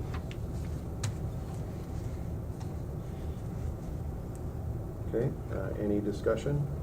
Any addition to the conditions? Hearing none, I'll call roll call vote. Commissioner Roach? Yes. Commissioner McIntyre? Yes. Commissioner Hell? Yes. And I am a yes. And motion carries. Next one, Matt? So the next one is The Planning Commission heard, held the public hearing on the combined parcel rezoning and conditional use permit application submitted by Tom and Paige Junker, Porky's Building Supply LLC. The parcel is located on Rainy Lake, again along Town Road 276, so this is right in the same neighborhood as the last one. The applicant is requesting to rezone their parcel from R2 medium density residential to RR1 residential recreation, and request a conditional use permit in order to convert their existing residential dwelling into a short-term vacation rental property. As per the 1975 ordinance, approval of conditional use permit is required for conducting a recreation service-oriented business, such as the proposed use. Current county policy is if rental is on a monthly or longer term, then there is no zoning or conditional use requirement. The Planning and Zoning Commission heard information provided by the applicant and public comment, and the Planning and Zoning Commission did not recommend approval of the Tom and Paige Junker Porky's Building Supply LLC combined parcel rezoning and conditional use permit application. The information from the meeting and the public comment that I shared just a few minutes ago is also included in the packet. And I do believe Paige Junker is online, and she may have the ability to provide information about what she intends to do. Paige, are you with us? Yeah, sorry we couldn't be there in person. We had community support or neighbor support along with the Normans, and yeah, we just have busy schedules, and so we can't with our businesses, and so we can't use it as much as we'd like to right now, and so in the future we hope to, but this would be a way to invest in our community and work with our schedules and our neighbors to make it work for us. Thank you, Paige. Mr. Chair, one other thing I do want to state, and it was stated at the Planning Commission meeting, Whitney Sims, who works in my office, is related to the applicant. She has not had any input. She's just administrative in nature and processing these applications and working with me in our office and dealing with all of these, but just wanted to full disclosure that she is a relative to the applicant. So. And that is stated in the Thursday, July 13th, 2023 meeting as well. Yep. So. Thank you. Any public comment? Yes, please. You know, my application has come and gone. Just wanted to point out in this situation, it seems very similar to ours. There's two applications on the same private road. I don't see, I'm not anything against the Junkers and the Normans, but they're essentially trying to do the same exact thing you're asking to do. They just don't have neighbors against it, and that's the difference. So I guess from a meeting the permit requirements and the change to property values, all the other aspects that go with the conditional use permit, their road is accepting of it and ours is not, and it just seems like really imbalanced. There are two that are one house in between, just like our situation. So I'm just pointing out, I'm not trying to sabotage the Junkers or the Normans, but you know, we were just not approved for seemingly, to me, a similar situation of two rentals, one of which is ours that's going through the proper channels, one of which is not. So nothing against the Junkers or the Normans, but to me it seems like the same situation of a residential road. The difference is, you know, we've tried to work with our neighbors, and unfortunately we have another property on a road in the same scenario that's not following the proper channels. So Right. just pointing that out. I understand I have the 120-day Oh, no. rule, Yep, just yep. calling attention to that. Absolutely. Thank you. Mr. Chair, if I may? Yes, go ahead, please. So, in the conditions, and again, I'll read the conditions required for approval, the basis of approval of a conditional use permit. So the conditional use will not be injurious to the use and enjoyment of the environment or detrimental to the rightful use and enjoyment of other property in the immediate vicinity or neighborhood, or substantially diminish and impair property values within the surrounding neighborhood. Number two, the establishment of the conditional use will not impede the normal and orderly development and improvement of surrounding property for uses predominant in the area. Number 3, the location and character of the proposed development are considered to be consistent with a desirable pattern of development for the locality in general. Number 4, the proposed development and/or land use be consistent in keeping with the spirit and intent of the zoning ordinance. And number 5, when it is deemed necessary and advisable, a limitation and/or renewal of the conditional use permit, including conditions, may be required. So to the point that was made there, so what was stated in both cases, the last 2 cases, there was discussion about whether or not the use would be detrimental to the use and enjoyment of other property in the immediate vicinity of the neighborhood. And I think that was the consideration. At least that's what I was hearing. And you guys can let me know if I'm wrong in my way of thinking here, because you're the ones that made the motion and made the vote. But I suppose you could state that your motion is based on those factors. Is it detrimental to the immediate vicinity or neighborhood? And is that a reason why you're choosing to go whatever route you go? So just to help with that, to answer that question or that point. Yeah, I mean, I think we all have to answer these questions, and I do think that was the difference. It does diminish unreasonable adverse effects on adjacent properties. That was, I believe, at least the approval of 2 and the disapproval of 2 in that consideration of it being a neighborhood. There is no one here for public comment in this other neighborhood. There's neighbors that are willing to look at the property and take care of the property from that neighborhood. They have no one here for public comment against that, other than in general on County Road 94, which is down the way. And yes, there is an RV park there. Yes, there were concerned residents there as well, very concerned about the conditional use of that RV park. But where do you have them? You can't have them all over. So when you're directing these establishments and businesses, you don't want them spread all over. You do have to pick a spot and stick with it. They already had an established business there. And in that situation, one could argue that the adverse effect would be traffic. But we have traffic laws, we have rules, we have tonnage rules on the roads, we have traffic speed limits, we have law enforcement of those limits, we have different things like that. So I look at it like that. But when you get into a neighborhood of causing adverse effects, and question 3 personally, that could go either way. Will the proposed use substantially diminish property values within a surrounding area? It might. If there's one house and 10 VRBOs or VRBOs or vacation home rentals, it very could possibly do that. If it gets out, to my opinion, it would. And by that point, maybe it wouldn't matter. And that one person would say, see you later, I'm done. So, but would it increase the property values? Potentially, yes. But it would also, with higher property values, also equal higher taxation for people too. And I know seasonal rec pays a higher rate anyway, whereas homesteaded folks don't have that extra tax or extra burden. Depending on how expensive your house is, then you might phase yourself out, so you might not get it anyway. But will the proposed use impede the normal and early development and improve of the surrounding property for uses predominantly in the area? And I would argue with this here, yes, it would. We do have, like I say, we do have a lot of seasonal cabins in that area that are not residential areas necessarily. Some people do live there, but they live there in the summer. On this road in particular, there's 133 that along that area of this road where these properties are near to. So I would say yes, it does fit with it, and also there is an RV park in the area as well. Is the location and character of the proposed development consistent with a desirable pattern of development? Well, that's kind of a little bit of a gray question. It's a desirable pattern of development. It depends on where you want what.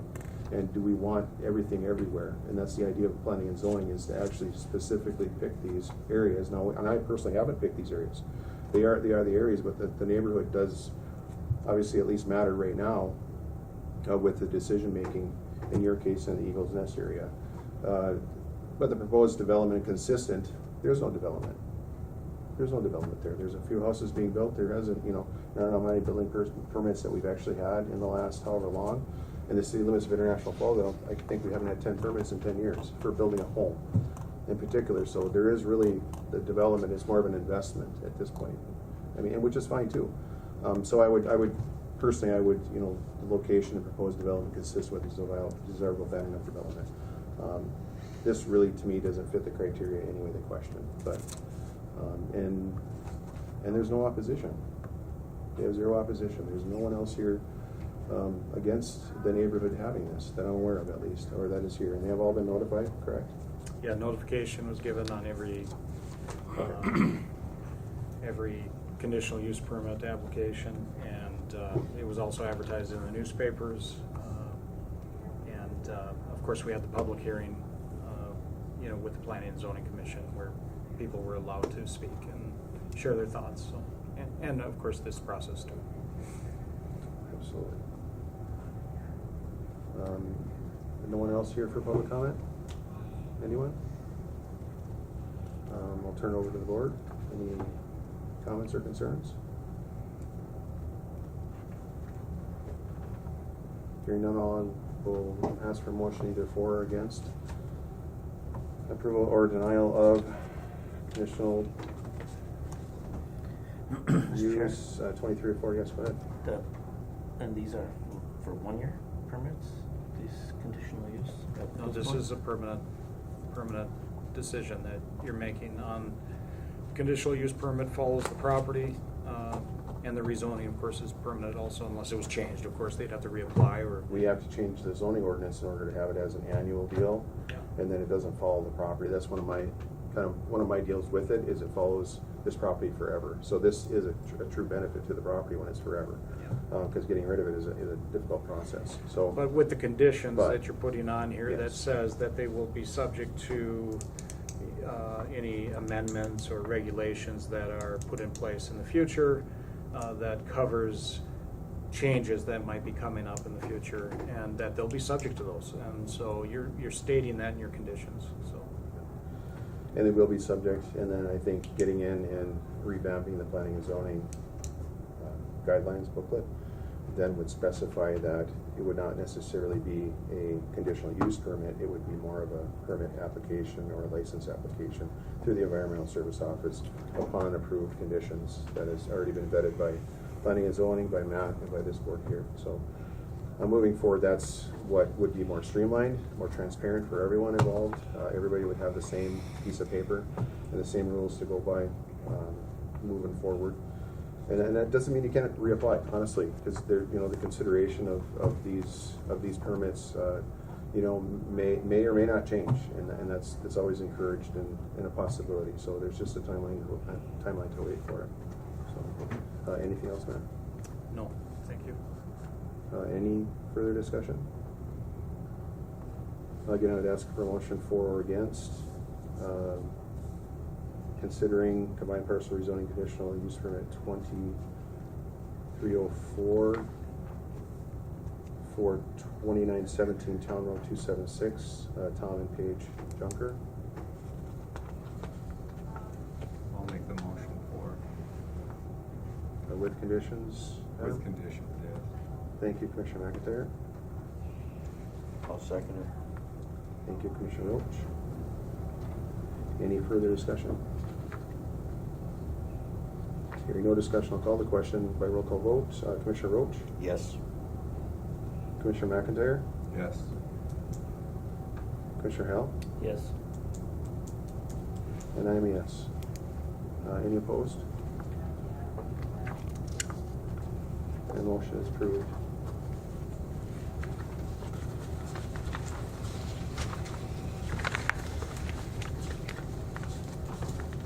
All right. Well, thank you all for here. I'm sure Matt will be able to answer some of your questions on some of the timelines and stuff. Maybe later today or whenever you get a chance to touch base with him and see the direction that you want to go from here.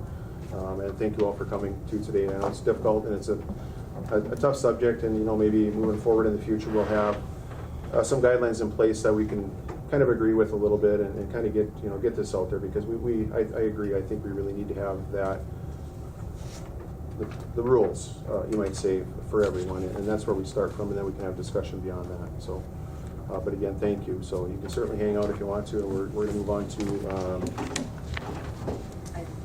adopting resolution to approve and adopt the Northeast Minnesota Regional Solid Waste Management Plan. Oh, Mr. Chair, could we do, Oh, sorry. Board of Adjustment, member resignation and advertise to fill the vacancy? Do that first? Oh, excuse me. Yep. Yeah.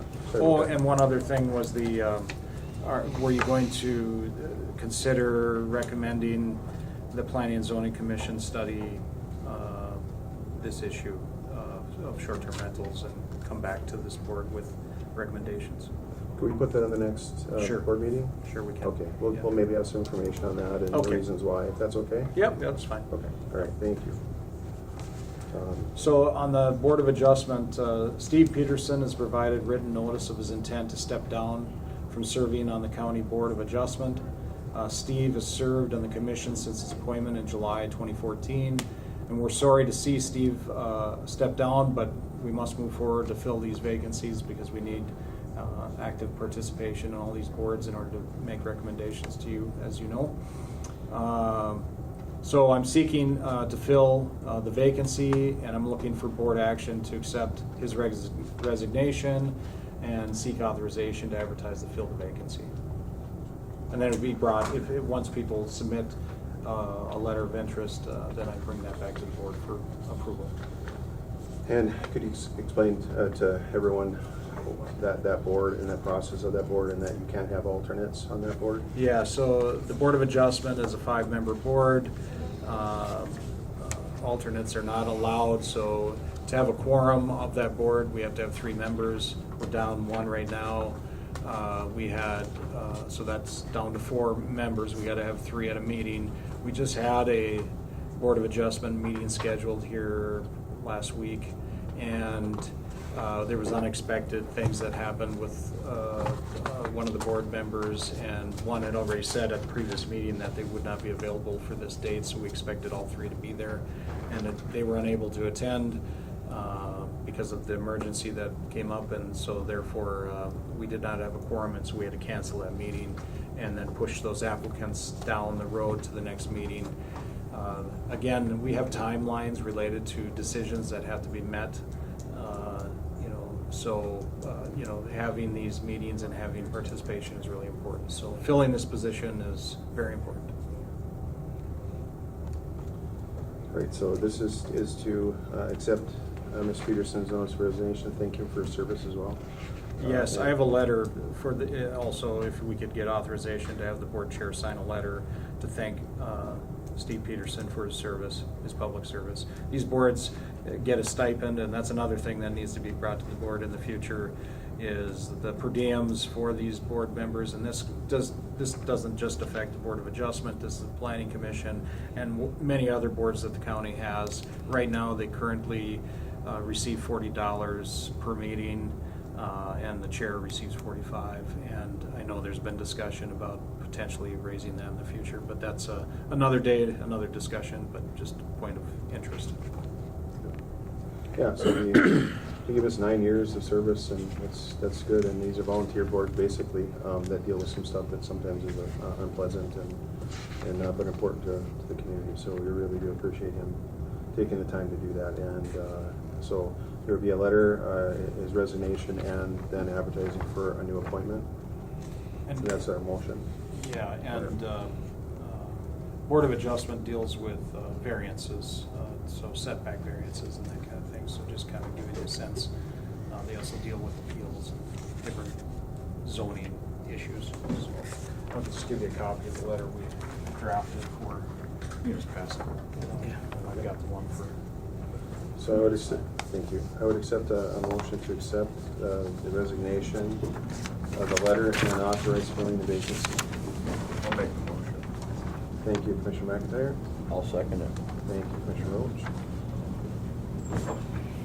Any discussion? Anything else on that? Okay, hearing no other discussion, I'll call the question. All those in favor signify by saying aye. Aye.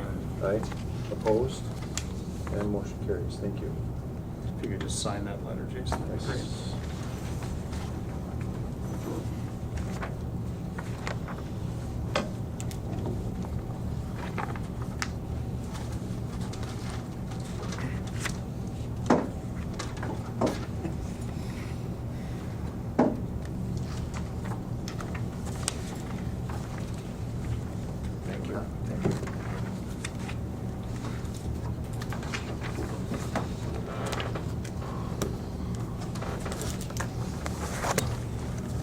So the next item that we have is resolution to approve and adopt the Northeast Minnesota Regional Solid Waste Management Plan.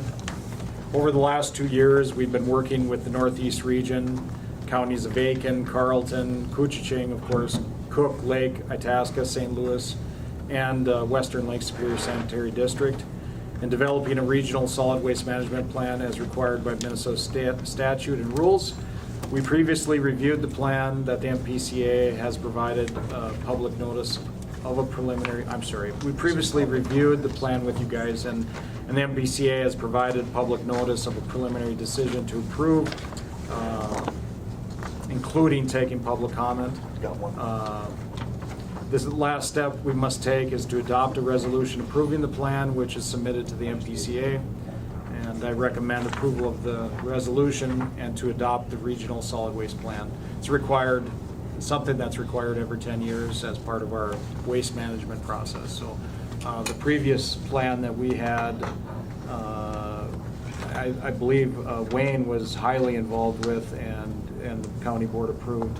I think Wayne, that was one of the first things that he was involved with when he first came on with the county. The Northeast region, MPCA received some public comment on the plan when they put out for public notice and public comment, and it mostly dealt with electronics and recycling of electronics and that kind of thing. And so I know Wayne has been working with KTI Group and also with, is it MPCA or the state? No, it's Repowered. Okay. It's a major player in electronics recycling in Minnesota. Yeah. It was formerly called Tech Dump, but they've rebranded. They are working on language to revise the Electronics Recycling Act. And I believe it's Hochschild and is it Stauber? Okay. Have committed to sponsoring the bill. Once the language has gone through all the legalese that it needs to go through, and it's going to be, it'll be a complete change. They're shooting for 100% electronics recycling in Minnesota, which will mean if it's plugged into a wall or it runs off a battery, it's going to be part of this program. So it's a huge volume. So they've been looking for feedback and input from greater Minnesota because their goal is to have a plan that works for everyone, which I can really appreciate because a lot of the struggles we face as a rural community are completely different than what these folks in Minneapolis face. So I've been back and forth with the people that are developing this bill for quite some time and giving them feedback and having meetings and stuff, and has potential.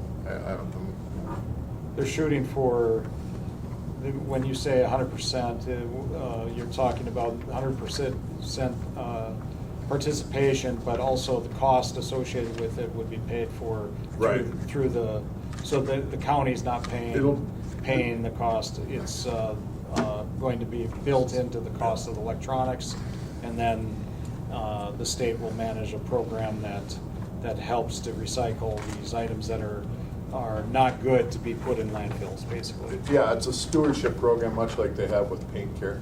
If anybody's familiar, when you buy a can of paint, you're going to pay a few cents per dollar or whatever that's going to help with the recycling cost of that. This is the same thing. Anytime you buy an electronic device in the state of Minnesota, you'd pay a recycling fee. And that fee goes to cover the cost up to and including, based on your volumes from what I'm understanding, but up to and including 2 full-time employees, all of your trucking expense and all of your tipping expense. So it would be proposed zero expense to the county. Concerns me a little bit because I've seen a lot of these stewardship programs where the funds raised that were supposed to trickle down to the counties end up being eaten up in bureaucracy before we ever see it. Gets sent to the general revenue, just like the solid waste management tax that we're trying to claw back. Yeah, somebody gets their claws into it, and then all of a sudden we're left holding the bag. And that's what's been my concern in most of these meetings is that, hey, I want some kind of, guarantee in there that we start this grandiose program that a year from now, you're not gonna say, well, we're gonna pull the funding from this now and you're just gonna be responsible for all the disposal costs. Because I've seen it happen. So back to the Northeast Regional Plan, what Wayne has been actively involved with trying to help with kind of goes back to the public comment that was given about the Northeast Regional Plan, that we have to be concerned about electronics, and is the plan addressing those things. So for our county, we've been really involved. Wayne's been doing a great job of getting involved and trying to help with that issue and try to protect the county's interest as well, related to cost. Always promoting, and I get this all the time from all of the different organizations that I'm involved with. Yeah, we know, Matt. Yeah, no extra cost for Koochiching County, because I keep on saying it. We got to, propose plans that try to allow us not to increase our costs, because we have limited tax base, and when we talk about you meet with the people that have to pay the taxes, and they're not happy with an increase in taxes. So we need to do our best to advocate for, we're in a rural location. We're different than Minneapolis. We're not near markets. It costs a lot of money for transportation, especially with the extra expense that fuel prices and transportation costs have gone up over the years, and so we need to try our best to try to control those costs the best we can. So we're always advocating that way, and Wayne's been doing a great job of doing that as well. Also working with the local KTI group and developing a local recycling process with KTI and Small Town Tech, I think. There's a lot of members. And there's others, yeah. But back to the resolution is to approve and adopt the Northeast Minnesota Regional Plan, and so that's what I'm looking for.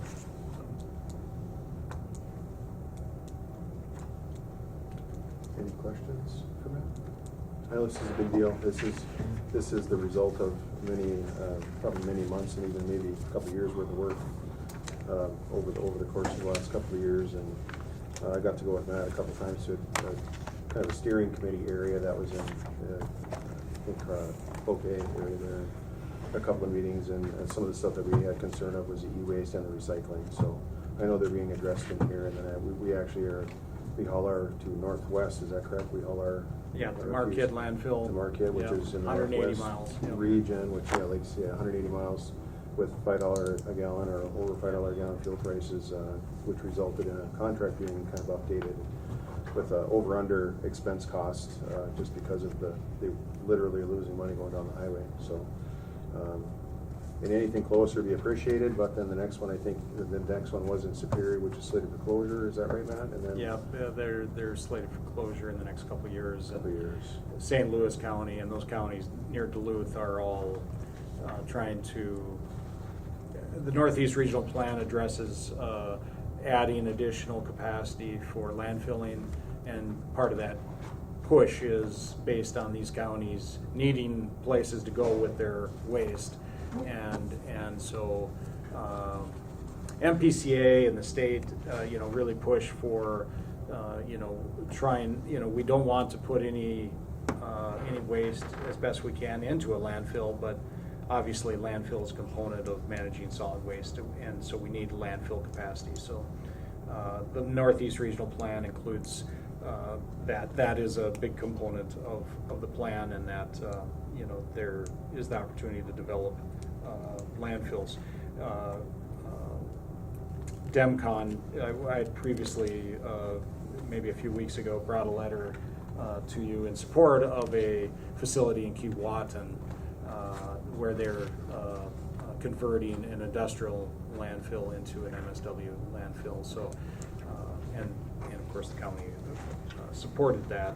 No commitments from us, but basically said in general we're in support of landfilling and wanting to have options for us as a county. So, yep, absolutely.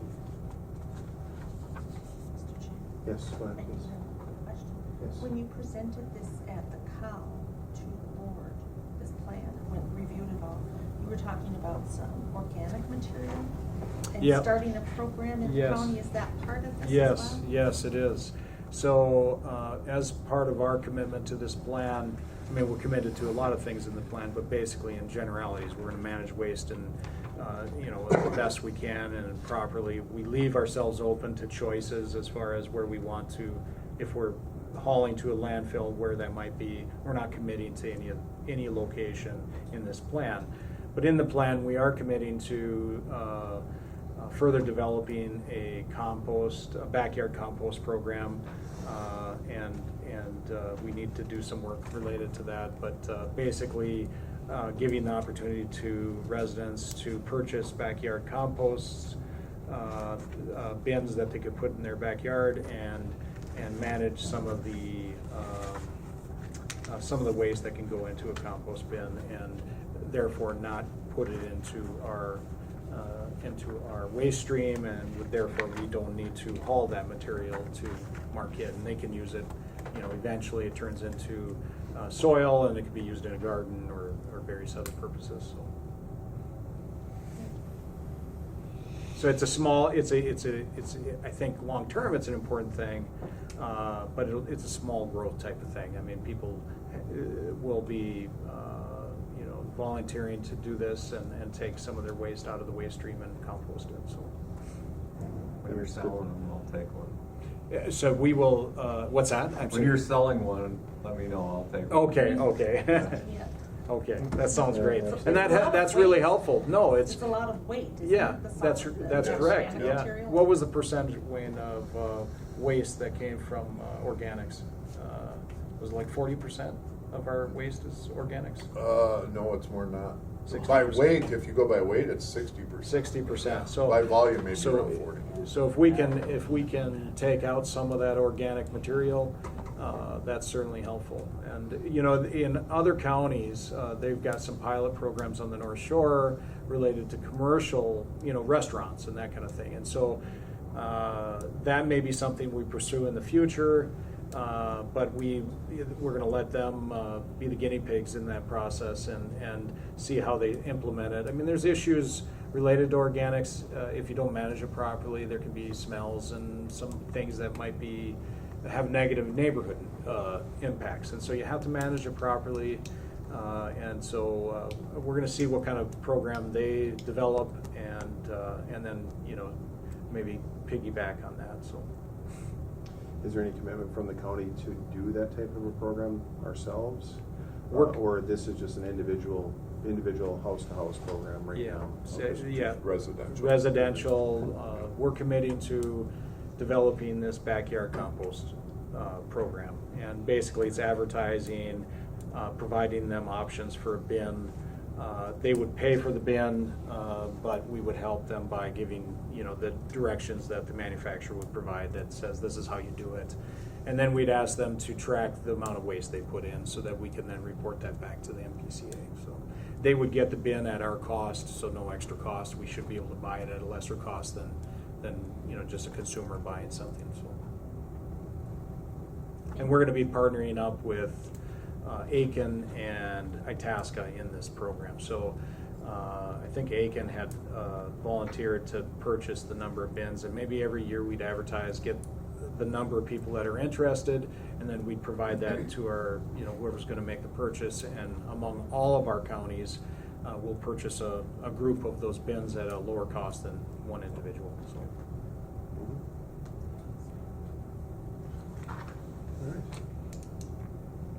All right. Any highlights that you want to mention, Matt?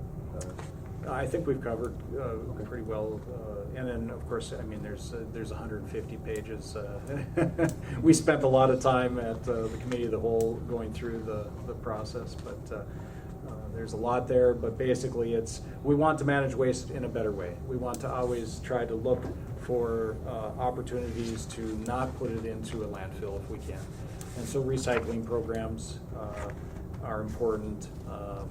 And I know that our transfer station and our recycling has increased, and we do have the curbside pickup once a month in the International Falls area, We couldn't do it countywide, it would be too expensive and too rural in nature, but we do give out bins for free, and if people want to carry their recycling to one of our 7 canister sites or to our transfer station, they can do that as well. We have trailers at various locations, recycling trailers, and so we try to provide that.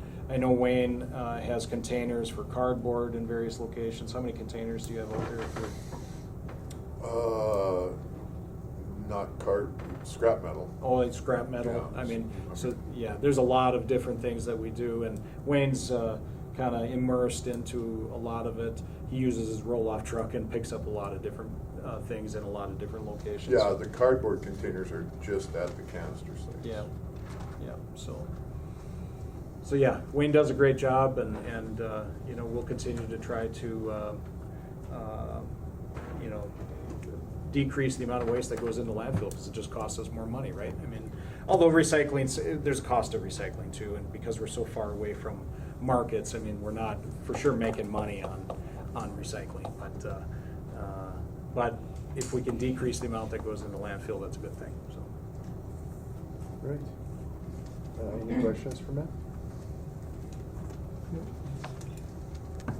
All right, with that, I would accept the motion to adopt this resolution and approve the Northeast Minnesota Regional Solid Waste Management Plan. I'll make the motion. Thank you, Commissioner Howell. I'll second it. Thank you, Commissioner Roach. Any discussion? Anything further? Thank you both for working on this for the last couple of years, I'm sure, and it's just another page behind you, right? And little spot on your, what, a 2x2 spot you maybe clear off there now? So. I need some waste management on my desk. So no other productive discussion. I would call the question. All those in favor signify by saying aye. Aye. Aye. Opposed? And motion carries. If I could have you sign. Oh, you Betsy sign.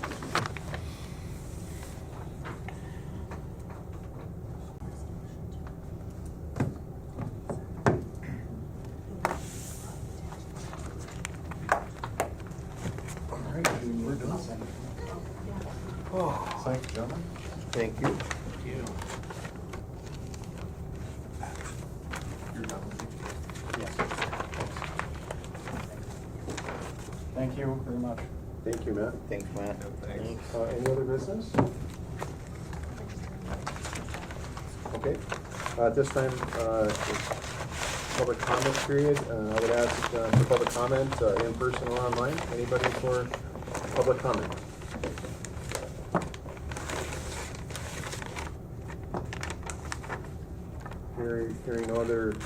Hearing no public comments, and no other business, I would ask for a motion to adjourn. Make a motion. Thank you, Commissioner Hell. I'll second. Thank you, Commissioner Roach. This is stereo. In the stereo. All in favor of adjournment, please say aye. Aye. Aye, opposed? The motion carries. We are adjourned.